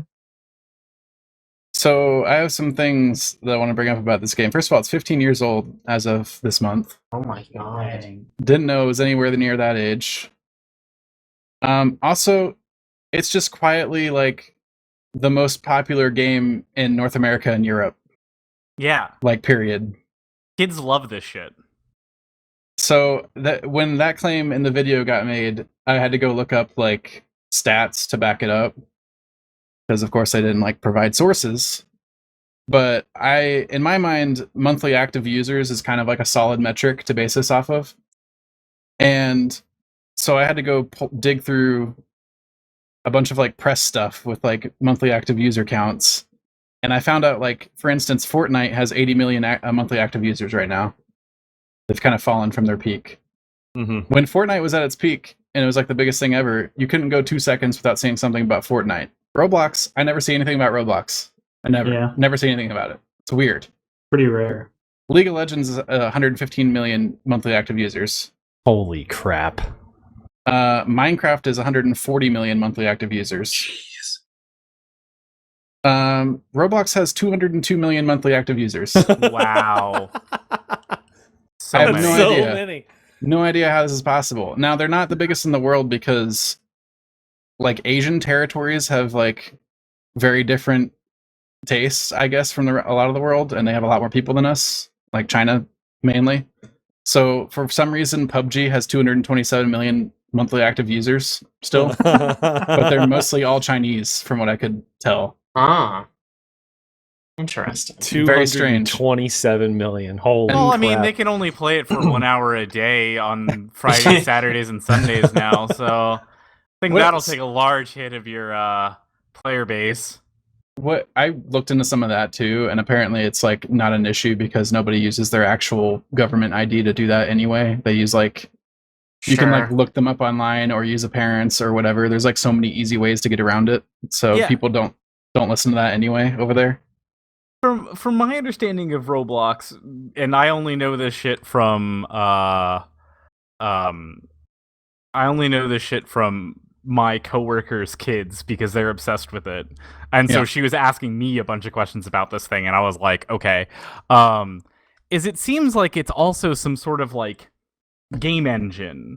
Like you can go in and you can make games for other people to play in it. That's all it is, right? Yeah. That is the thing with Roblox, which I thought was like it was like a simple way to like put games together. Apparently not. It's like almost a full like dev engine upon itself, weirdly enough. Like I'll get to that in a second. Hold on. Crossfire. Crossfire is the most popular game in the world. I just wanted to put it on here. 240 million monthly active users. I don't even know what Crossfire is. What is Crossfire? I think it's like Asian CS:GO. Oh, online tactical first-person shooter. Crossfire? Yeah. Yeah, it's first released in South Korea, so there you go. Huh. So Roblox, the company that owns it is like their name's like the Roblox company or something. They only do Roblox. Their entire company is just this one game. They went public this year in the stock market. They're now valued at $41 billion. Oh my god. That puts them between EA and Nintendo in worth. Or if you want to look at it a different way, it makes them worth 7 Ubisofts. That's good. That's a much better way to look at it. So their monetization strategy is people build games in Roblox in like their dev software, and then you can put them out there, people can just play them or whatever, but the vast majority of people charge passes to their experiences. First of all, they've recently switched to calling them experiences instead of games because of the Epic Games Apple arguments that are going on. Mm-hmm. So they're on mobile platforms, and if they're not charging for games, then they get around the whole thing with like owing Apple money. They're just charging for experiences. Okay, sure. So you can buy passes to other people's experiences, quote unquote. People make user-generated cosmetics and other like microtransactions for their experiences that you can purchase within their little thing. Like there's like straight up like gambling and like all sorts of crap that these children are doing. Like you're straight up like this whole experience is like a casino, and you go around and pull the levers on things and try to win digital uselessness. Digital uselessness. That's what you're trying to win. What a good way to put it. Some How much games. do you spend on Dota? Hey, that makes me look cool. Hey, how much did you spend on Cookie Clicker? $5. Some of these games become popular enough that they're at like the top of the Roblox like leaderboards, and so many people are playing them that they actually spawn full-time game dev studios that work on games that are within the Roblox ecosystem. That's wild. It's actually crazy. And they like have employees, and they're making money this way. And that's where some of the craziness that I wanted to talk about comes into play, because people are mad at Steam because they take 30% of developers' earnings, and Epic's over here like, we're only taking 12%, and that's much better, right? Mm-hmm. The Roblox company takes 75.5% of all revenue. Holy on the platform. What? Now they say 25% of that is supposed to go to platform commissions like Apple, Google, PC payment platforms, stuff like that. The other 50.5% goes to the Roblox Corporation for platform costs, for support, for what they call user acquisition, which is like, hey, people play our game because of us, which is why people are paying you money in the first place. So you owe us money for that. Sure. On top of that, there's not really a good way for you to get discoverability on the platform. So the way you like look for games on Roblox is you go to like the game page or whatever, and the most played things are there. And then there's also like an up and coming section, but it's still things that have thousands of players. It's not like anything that's just like been released or whatever. So there's really no way to get visibility on your product after you try to release it. And they definitely market towards these children of like, you can be a successful game developer, just make a thing and release it on our platform and you'll make money, et cetera, et cetera.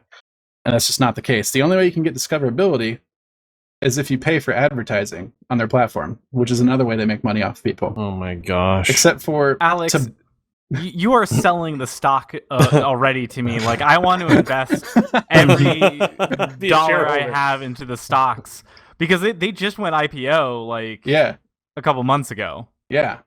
The only way you can get discovered is if you buy advertising, but you can't just straight buy an advertising slot like you do on, like, say, Facebook or whatever. You give them $50 and they do a little advertising campaign or whatever. The only way you can get an advertising spot is if you compete in an auction for the space. Oh. So other people are outbidding you for the advertisement space. Wait, so this is a live auction? Or it's it's a just live like... auction. Or like, eBay style, like people can bid and there's like a time limit for like this advertising block. And so that means like only people that are already making a lot of money are going to be able to put in money to advertise, and like these little developers are not going to be able to do anything unless they spend like a bunch of money to beat out these other people and bid to get the advertiser space. Then on top of all that, if you actually do manage to break through and get a popular game and make some money, everything is dealt with Robux. There's no like real money unless you're getting into or out of the ecosystem. That's when real money comes in. So you can purchase Robux. You can buy, the most Robux you can buy is 10,000 Robux for $100, $99.99, right? Mm-hmm. You can't cash out of the ecosystem unless you have 100,000 Robux to cash out. Oh, so it's sort of like the Twitch cash out system where you have to hit $100 before you can cash it out of Twitch, like ad revenue. Except for this is $1,000 worth of Robux you have to reach in order to cash out. So even if you make a little bit of money, the vast majority of people that ever make any amount of money on the platform never get to actually get it because it's below the $1,000 limit. Man. Isn't that like a level of illegalness? Like, yes, I mean, you'd think so.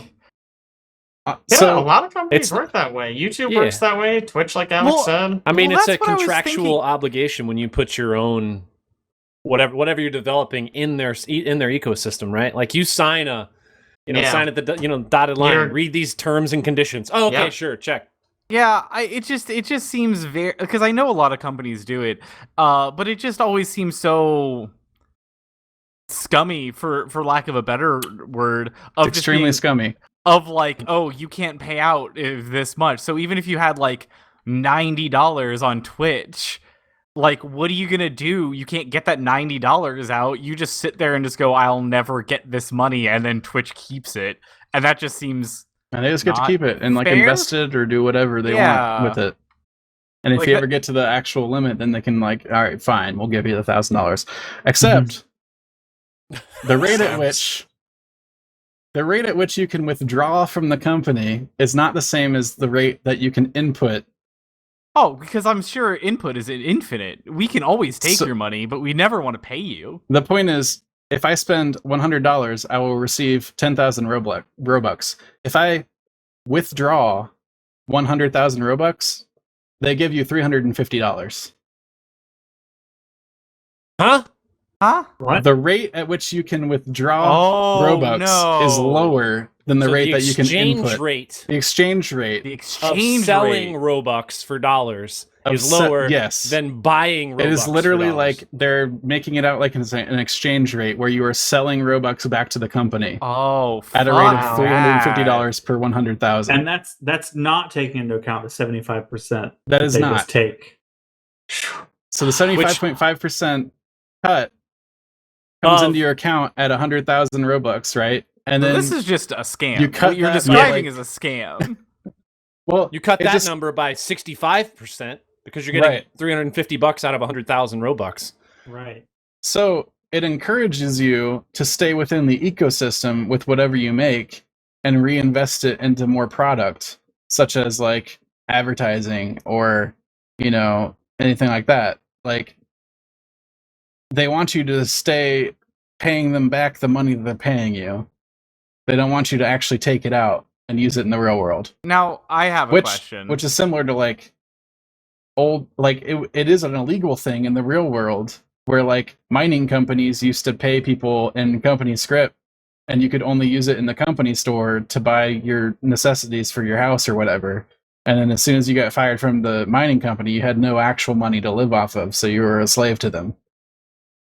Man, that's awful. That if I'm doing this math right, after all of that, the rate at which you collect money from this is 8.75% of your revenue is what you would take out of the game, because they're going to take 75% of the Robux, and then they're going to take 65% based on the exchange rate of what you have left over, which means in total 8.75% is what you would get return-wise from the money that you made in system, in the environment of Roblox. It's just horrible, and it's basically children that they're taking advantage of with their parents' who better to take credit advantage cards. of, Alex? And it's like they're dumb. Like people in the video. Have you played Frostpunk?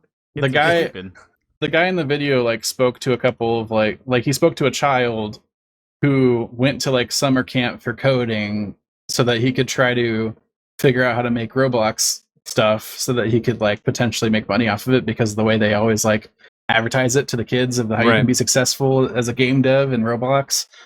And it's just heartbreaking. And then on top of that, like, even if some kid did manage to do something and it became popular and it was cool, there's like a real issue with like these companies I mentioned before that have spawned out of Roblox development that are like full-on dev studios that see like, oh, that thing's popular, let's take that idea, make it like a polished experience because we're like competent devs, and then market it, and then it becomes way more popular than the thing that the kid made, and then now the kid's screwed again. Because he's not in a position where he's like trademarking anything or filing for copyright infringement. There's nothing that protects any of that on the platform.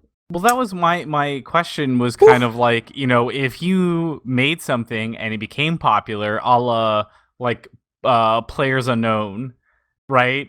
Or Dota, couldn't you just be like, hey, this is obviously popular, let me take my game, get actual people, make it into an actual game, and fuck this economy? Like, not support it anymore, basically, and just go, we're gonna go make it elsewhere and better, and you'd have to have the infrastructure to do it. Yeah. I mean, if you're a Roblox developer, right? You're, a 12-year-old kid. You've been playing Roblox for apparently 15 years. Yeah, so you only know Roblox, and you make this cool-ass game in Roblox. You don't necessarily know Unreal or Unity. Yeah, right. Yeah.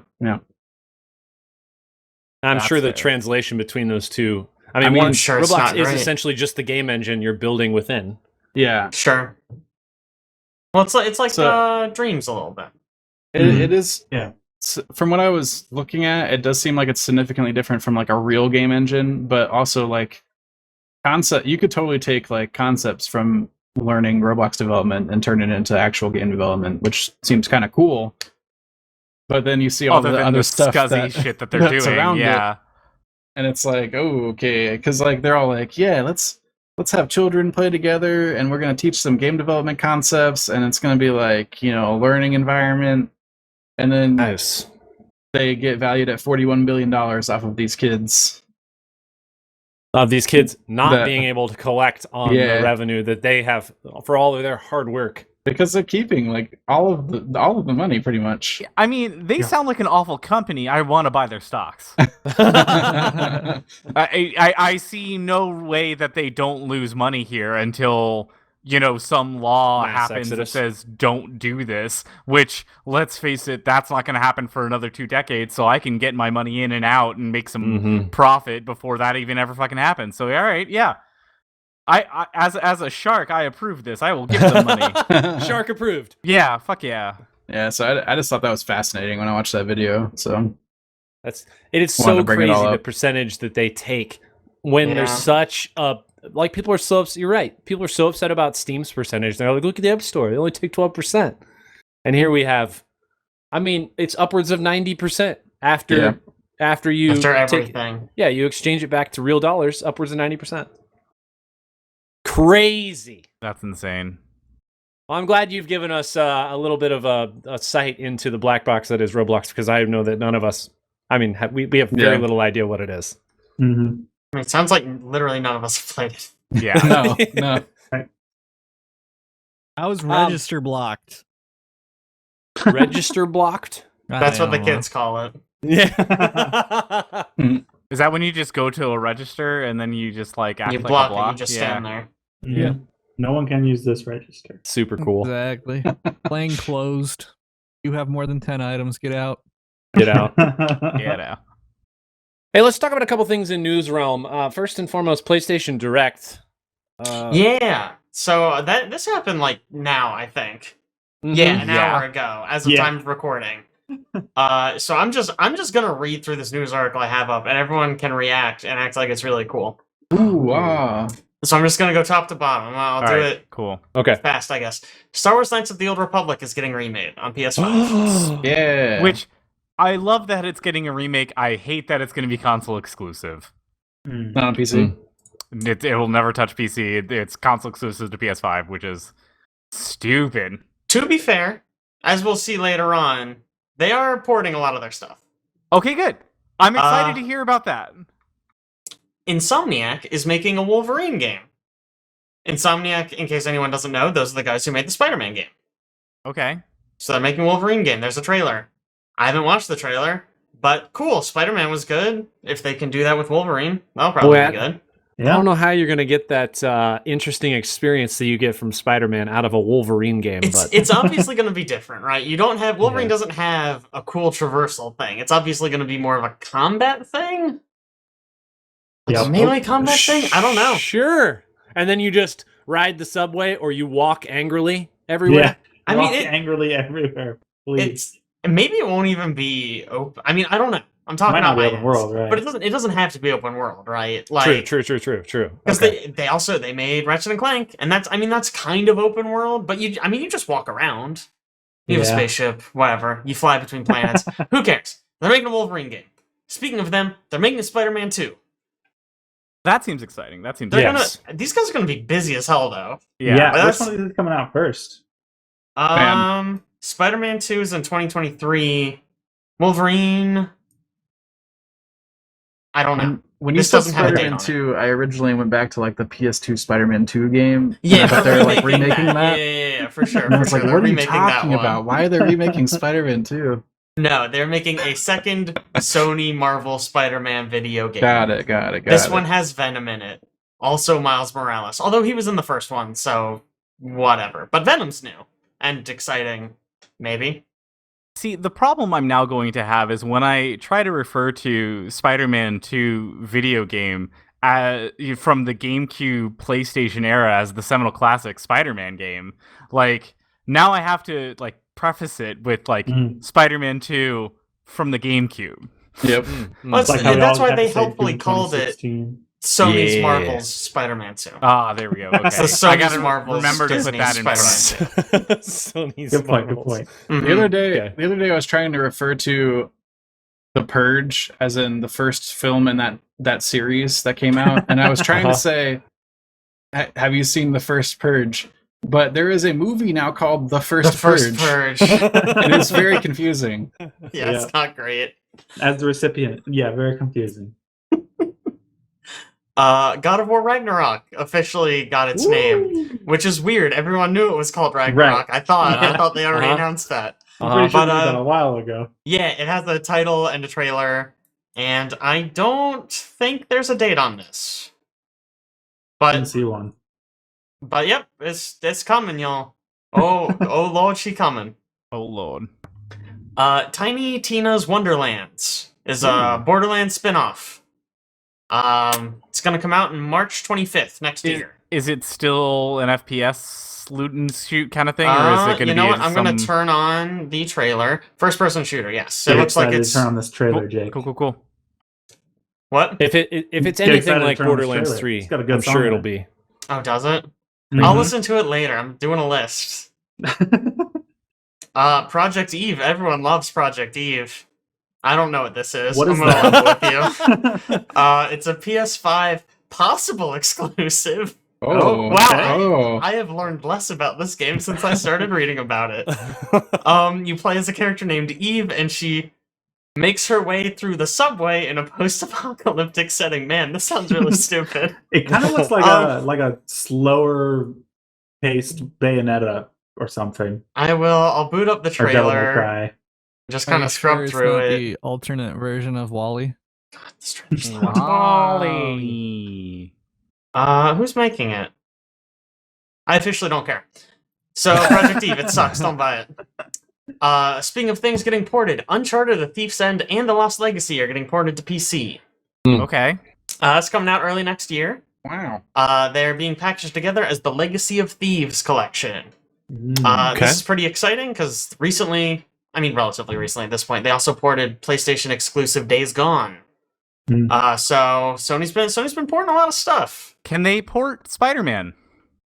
I mean, that would be great. I would love Spider-Man, Bloodborne. Demon Souls, Bloodborne. Let me play Bloodborne in 60 FPS. Yes. For the love of God, let me play it in 60. Please. Rainbow Six Extraction is coming out early next year. Oh, that's exciting. Oh, January. January 22nd, 2022. It's not exciting. It was announced for like this year. Oh, I know. It's been delayed multiple times, but So I didn't know it was coming out in January, so that's I think it was an great October until they release date delay it before. Forspoken, a Squeenix game coming out in spring next year. A What good limited PS5 exclusive. So don't get too excited about that one. Just wait until it comes out on a real platform. what kind of game is that? Man, you can't. I'm not looking at the trailers. I'm just reading. He's the reading. thing. Come on, man. Looks like a third-person shoot. Actually, this was in the PS5 showcase. I think it's like a third-person action adventure kind of parkour-y kind of thing, and like It looks sick. It looks like it could be really good. It does look kind of cool. It's got kind of like Roman Yeah, architecture it with a looks bunch sick. of overgrown shit, and it's got really loud music. Yeah, they all do. Yeah, every time I click one, I immediately regret it.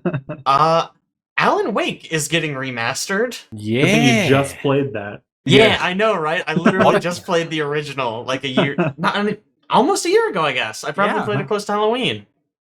It's going to be on PS4, PS5, Xbox, and PC. Look at that. Yeah. Yeah. Yeah, I mean, it's cool. It's kind of a weird move. I kind of thought they would just make Control 2, honestly. But whatever. Cool. All right, everyone, but here's the big one. Grand Theft Auto 5! Holy crap, they're coming out Yeah. with Grand Theft Auto 5. Oh. Yeah, dude, it's coming out on PS5? Is it not already on PS5? I thought it was I don't already think on so. I PS5. don't know. It's on this list. Okay, that's Grand It's Theft not Auto on 5, next Grand Theft Auto gen, 5. like right? the entire point of the Yeah, it's tuners not on up, next gen yet. like the entire point of the tuners update was to give new content for people to play it on the new consoles. So if it's not there yet, that just seems weird. Like, I don't know, man. They're putting ray tracing in it. It takes a long time. You gotta trace all those rays. Yeah. But that one's March 2022. Ghostwire Tokyo. It's it's not until next year, and it sounds like we don't know a whole lot about it. But gosh, it's still going around. That's yeah, is that the game? We saw the trailer. Everybody was like, "What is happening in this game?" Maybe. All I remember is the woman who presented it was very adorable and very excited about her game, and then immediately, almost immediately after, quit the studio. She quit? Yeah, she went to a different studio. So I don't know if I'm actually excited for it.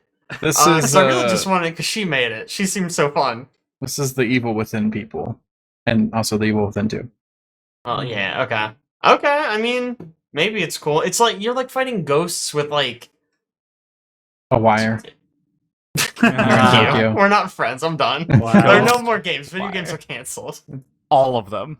But you're like do like weird hexes with your hands or spells or something. I don't fucking know. It looks like it could be cool. For some reason, Deathloop is in here. Deathloop comes out like next week. Yeah. I don't know why they put a trailer like in 4 here. days away. It's like 4 days. Just to remind you, like, hey, our game's launched. I mean, I guess that's good. Yeah. Like, advertise it right before, but it's not really news. Everyone knows that's coming out and probably is going to kick ass. Looking good. Guardians of the Galaxy, you can pre-order it. I'm good. You know that game that literally nobody wants? Yeah. Oh, Derek pre-ordered it. Derek has pre-ordered it. Classic Derek. The fucking Avengers game has ruined my confidence in anything with a Marvel logo on it right now. What makes you feel better? This Guardians game looks worse. Yeah, I saw some trailers of it, and I was like, oh, I'm not feeling better. Man, I don't understand how you could make Guardians and be like, it's a good first one-player game. It's like clearly a co-op game, and they're like, no. You play all the characters. Yeah. Except not really. Yeah. You just play Star-Lord. And you just tell everybody else what to do. I don't know, man. They also decided that the coolest way to show it off would be like, look, they're going to fight a gelatinous cube. It's like, are you sure?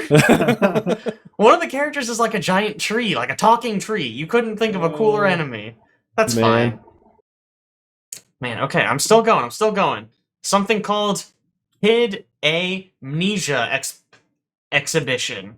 Excuse me? It's a collaboration between Radiohead and Epic Games. Yeah, Radiohead. Okay. I assume that means the band Radiohead. Yeah, you have my attention. I don't know. I'm not gonna watch the trailer. I think you lost mine.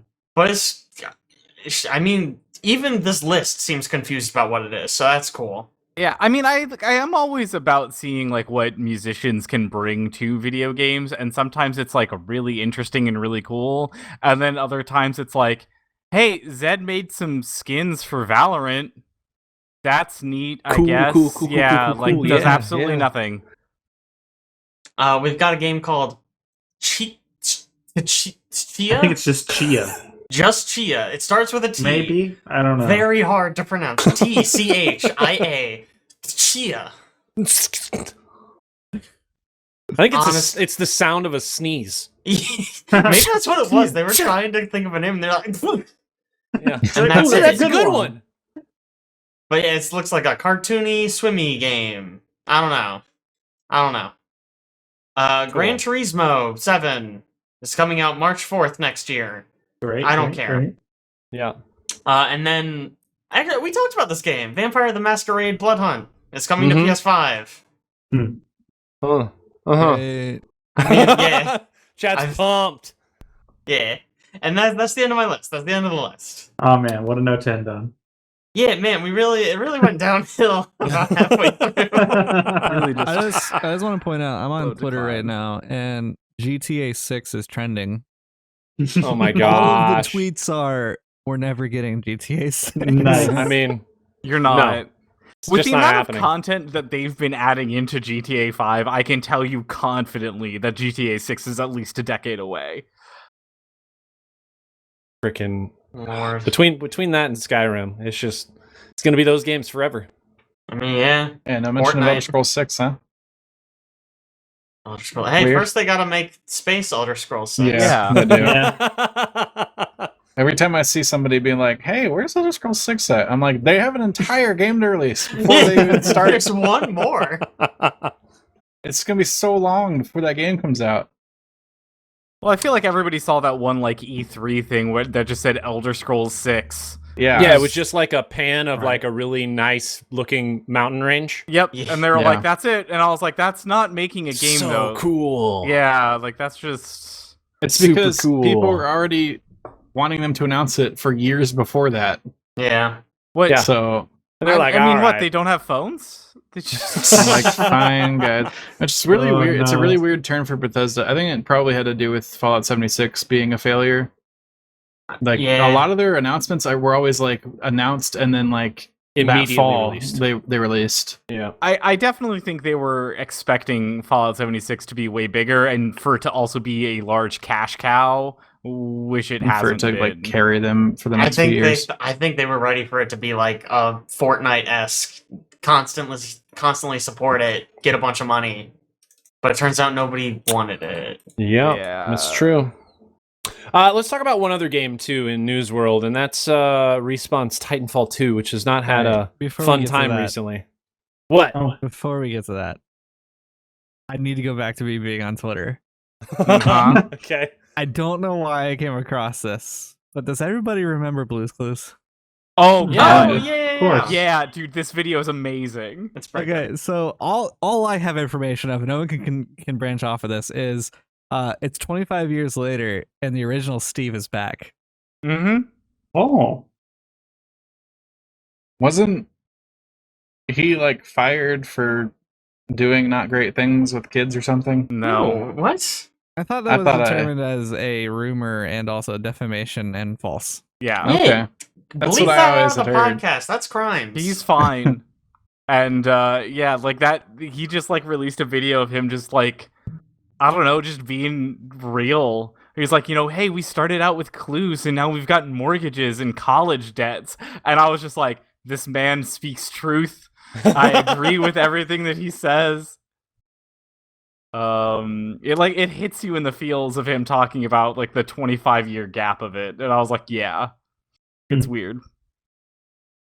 There's a link I just found, and it says, "No, it wasn't jail or drugs. Steve Burns' story after Blue's Clues." So there's something to be said about.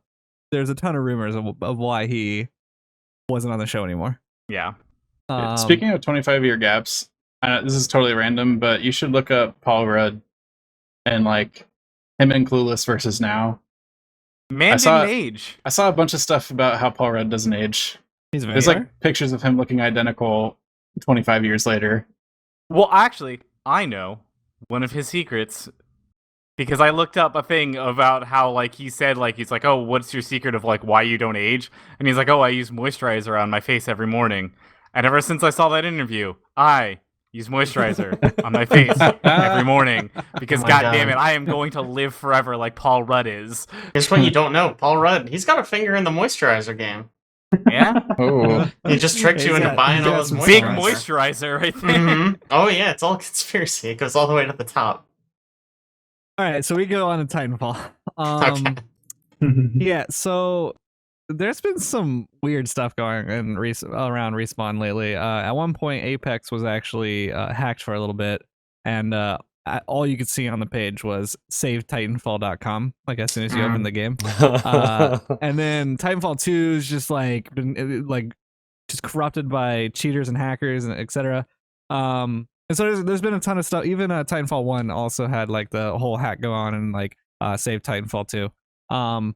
But recently, which I think the story is kind of concluded a little bit with this. Recently, though, there was somebody from the developer team or somewhere within the community that basically was like, "Hey, don't open Titanfall 2 because if you do, like the malware that's on it will gain access to your computer and yeah, you just won't have a good time. So just don't launch the game at all." And then Respawn went in and basically like, "Hey, we're investigating this," and this was all concluded within when was this? This was September 8th. Within a couple hours, Respawn was on it and talking, and then that night they were like, "Hey, we're still investigating the issue, but our engineers believe that we're dealing with a simple exploit that can be used to crash games. We don't believe that there's any more serious things that affect players or their machines. We'll update this again later." But it's just kind of, I've been digging into a lot of gaming cybersecurity stuff, and it's a lot of stuff's popping up that like, ransomware crap, source code getting stolen, and Respawn's been getting hit, man. They have been getting hit. Maybe got their DDoSed. stuff's not as secure as they think it is. Yeah. Let's move on and talk about two things in film world. First and foremost, Shang-Chi and the Legend of the Ten Rings. Owen, did you go see it? Yeah, I saw it in theaters, baby. Well, I mean, that's the only place you can see it right now. I so still I thought you could. I thought you could Disney Plus it. 45 days. Okay, well then. You can Disney Plus it. Some things have happened due to recent Yeah. lawsuits. Interesting. Glad to see the results of those lawsuits already popping up. Yeah. Isn't this just more fuel to the fire? Like, they didn't release this movie on Disney Plus, and so showing that, like, hey, these movies could have been successful and, like, not been released on Disney Plus, so their lawsuits hold more weight now. Yeah, I think they've kind of admitted their own guilt. Yeah, by now. Man. But yeah, I saw it. Did anyone else see it at all? Nope. Yet. Nope. Okay, cool. So just me. It's a wonderful Marvel movie. I had a good time watching it. I think it does a very good job of establishing the character and the villain. I did appreciate the fact that the movie does seem to center around the villain a little bit more, so you have a little bit more weight of, like, you feel for him, you understand why the villain is doing the things that they do. And I really appreciated that. I really like in Falcon and the Winter Soldier. I mean, I'd say more of, like, understanding Thanos. I wanted to see Aaron's reaction on that. Yeah, I was waiting for it too. I was typing. Oh, man. So I thought that was pretty solid. I appreciated both of the like female sidekicks that he had to try to, like, add, like, hey, women are also here and being kick-ass, but there was something about it that I felt was a little cheapened. Like, I kind of wish that his the Shang-Chi's character's sister has her own series or movie or something, because she alone is a badass. She does not need to play second fiddle. Like, there are reasons that they establish of her having her own, like, shit going on, and I'm just like, okay, cool. I want to see that. Give me that. Like, I would love to see that outside of just following around her brother. But as far as a first movie to kind of start a lot of that off, I think it did a really good job, and it's very formulaic of Marvel, so it's not kind of, like, gonna surprise you in anything of just being, like, you know, superpowers and whatever, but it's good for what it is, and since there hasn't been something like this in a little bit, it's kind of nice to see. From what I understand, this is the best Marvel movie of 2021. I don't. I mean, what do you have to go up against right now? Black Widow. Alex You'd be did going bring up against a good Black point. Widow, and then at the end of the year, you've got Inhumans. So that's your 2021 Marvel Is Spider-Man setup. not coming out in December? Spider-Man? No. I thought. Is it? the Eternals? It's the Eternals is coming out in November. I'd be surprised November. if Spider-Man was doing December. I think it might be early next year. I could be wrong. But it just seems weird you're doing a November, December release. December 17th, 2021. Oh, Bum. okay. Bum. There you go.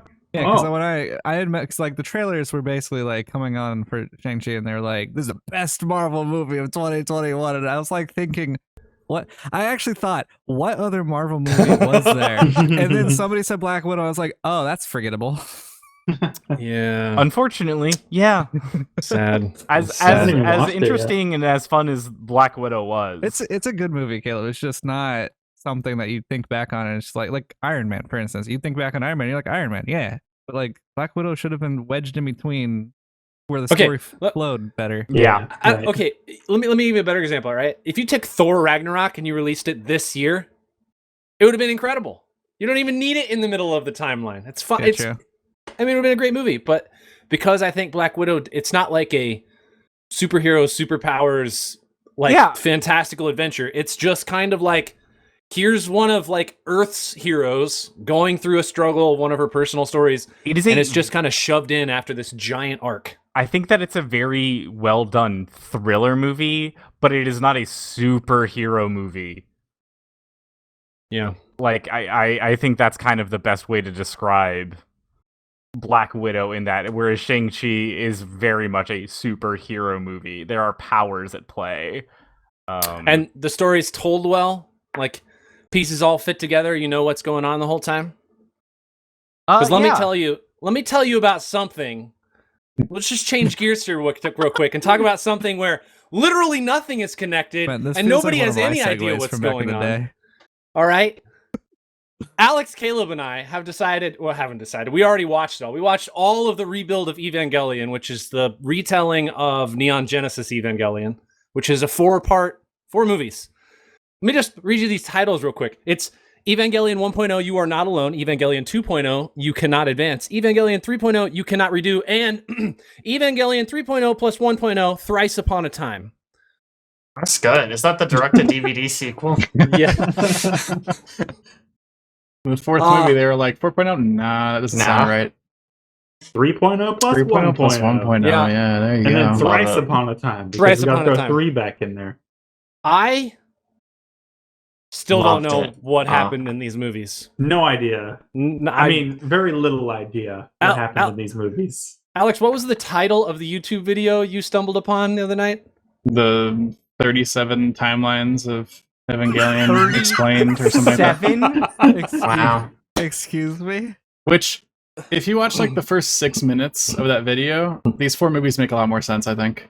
Oh, really? Yeah. Yeah, it explains like the backstory of like what the first impact is, what the second impact is, what the atoms are. Son, you lost me on the first timeline. I don't have the patience the spears to figure of out the other Longinus are. Okay, what about the learn about Doors that of till Guff? the 4th movie. Like Doors of Guff, we didn't get till the 3rd movie. Yeah. The Human Instrumentality Project. There are so many things in this movie. They'll just like casually toss out like a phrase. Something you've never heard of. It means nothing. There is no context that they tell you. It's just like, oh, those are the Doors of Guff. Next scene. Yeah.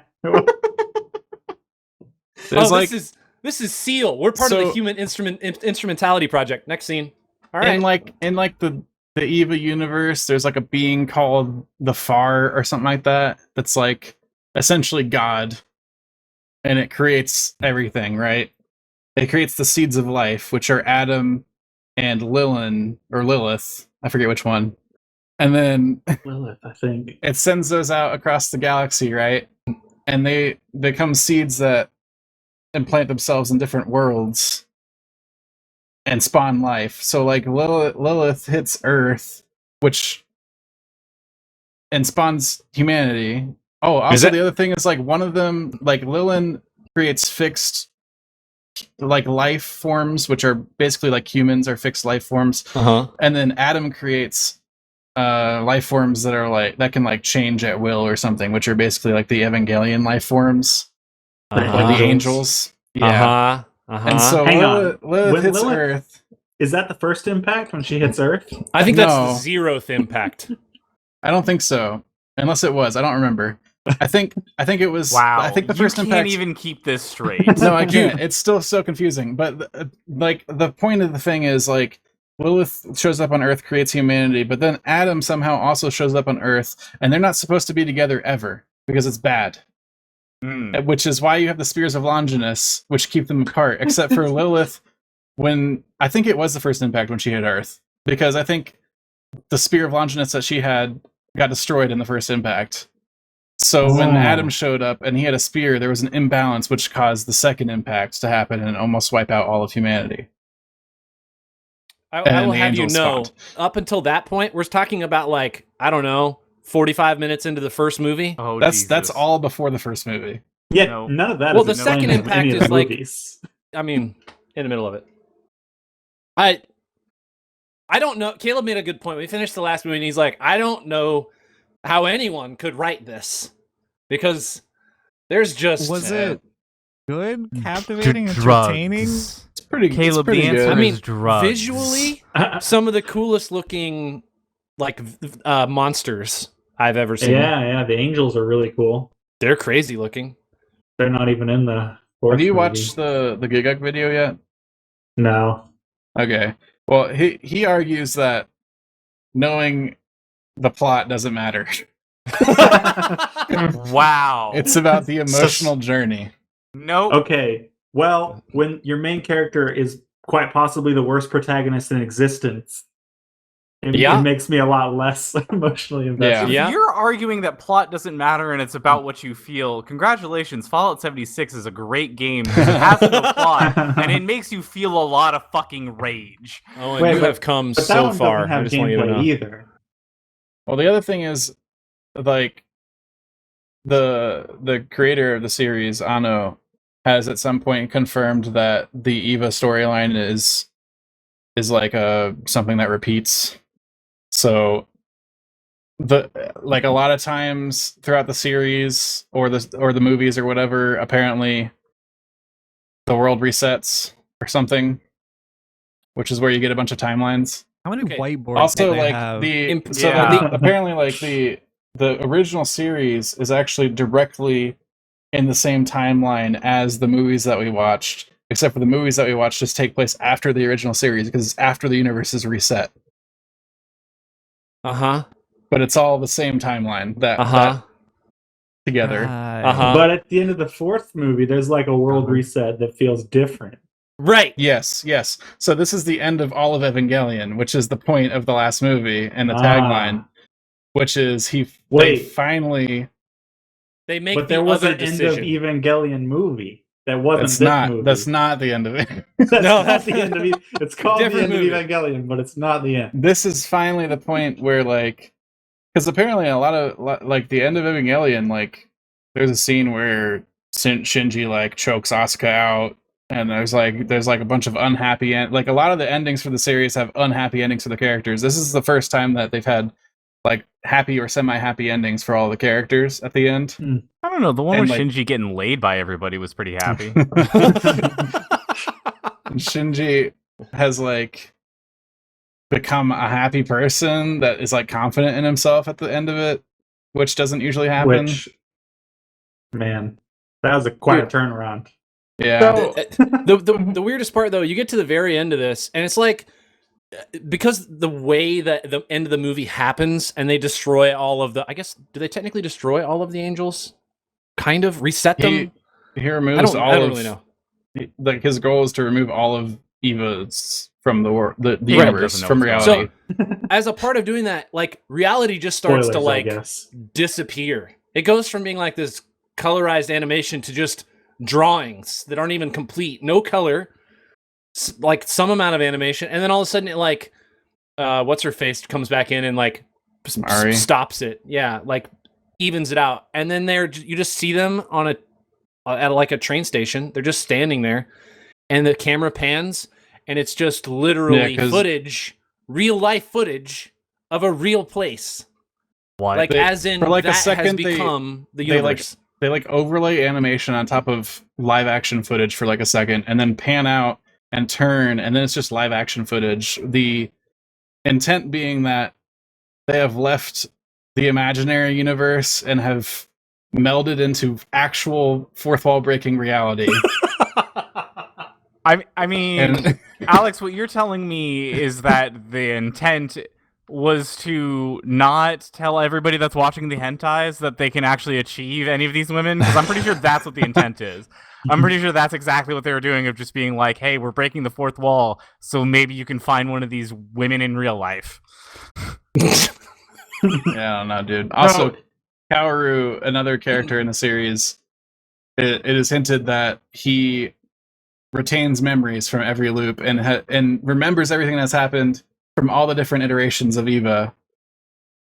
And like, his entire goal is just to basically achieve the end of this final movie, which is to make Shinji happy. Because that will solve everything? Essentially. Kind of like the Haruhi situation, where like Haruhi is like controls reality or whatever, so everybody has to make sure that she's okay. Just out of curiosity, is this what I sound like when I'm talking about all of the loops of Army of the Dead? Is this how stupid I sound? But this is worse. This is much worse. You sound way dumber. This is 464 minutes of, I just got done watching something and I don't know what happened. Every movie got over and I was just like, What? What? I have lost more information than I gained this time. Oh, great. Excellent. I like triple feed you little things just to give me you a enough break. just enough hope that maybe they're gonna explain it all in some grand speech at the end of the fourth movie. But yeah, if you want like a movie series with good plot or a good main character, This is not it. No, this you watch for if the you just visuals wanted and you this- get the feeling. Yeah, if you just want some cool visuals, it's got it. So I've never seen Evangelion because I'm a bad weeb, but my understanding is that basically the creator eventually, rather than using it to tell like a stereotypical like mecha anime thing, just started using it to kind of explore his like mental hang-ups kind of, because like he was kind of dealing with like I don't know if it was like depression or what his deal was, but like some not great mental stuff. So rather than being like, this is a story about a boy who punches the sun and saves the world, he kind of used it to explore his mental state. And I think that's, again, I haven't seen it. You guys can reflect on that more than me. But my understanding is that it gets kind of crazy just because he stops caring about the plot and uses it more to explore the feelings. If that's a picture of his mental state, I am concerned for his health. I think he was doing pretty bad. The idea of this rebuild series is that he's in a better place now. And so he's rebuilt it to be what that. he wants it to be? I mean, that is the vibe I got from what you were describing. Like the Giguk video I talked about goes into a bunch of that stuff about how he was like in a dark place, and basically like the series was like a reflection of what he was feeling, and that resonated with people that were also feeling that way at the time. So this is and then like now this is like him in like a better state and like presenting like his real vision. So this is what you're saying is this is the director's cut. TM? Yeah, this is the Snyder cut of Evangelion. I don't know. Jesus. And like Mary is not in the original series at all. I didn't even realize that. Add characters. Why not? She's up in the second movie, doesn't she? Yeah, she shows up in the second movie, I think. Yeah. Yep. It's a series. If you want to watch it, you know, it's wild. And there's still like plenty of crap that's like completely unexplained. Like, oh yeah, like Mari shows up in like a scene that is like a flashback to when Shinji's dad was young, and she's just there as herself, which I didn't even notice when we were watching it. But going to look at that scene, it's like, yep, there she is. It could just be because the pilots don't age. Yeah, right. But that also means she's there like way before they even started doing any pilot stuff. But she also shows she has like a lot more knowledge about piloting the Evas than anybody else. I mean, she goes beast mode several times, and the Evas don't die. The general idea is she's probably the first pilot, right? The true first pilot. The true first pilot. Yeah, but that's still like I think before they were even doing Eva stuff back then.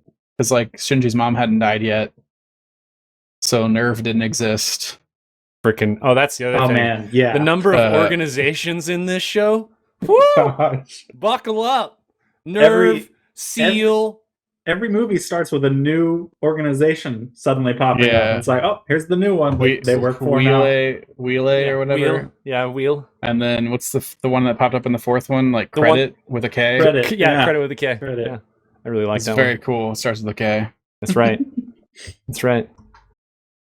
Yeah, so anyway, if you want to watch something where you don't really know what's going on, but you just want to see cool visuals and get the emotion. You want to see some really cool crap. You want to see somebody get like a gun the size of a skyscraper and then pool all of the energy of your country into it and then fire it at a big monster. Yeah, this is it. There you go. You want to see all of Tokyo just get elevator lifted down inside of planet Earth? Yeah, this is it. This is it. All the buildings, they're somehow on freaking pneumatics. It's incredible. Freaking A. All right, I got to go on that note. That's it. That's it, guys. Thanks so much for joining us. We'll catch you next time. Bye.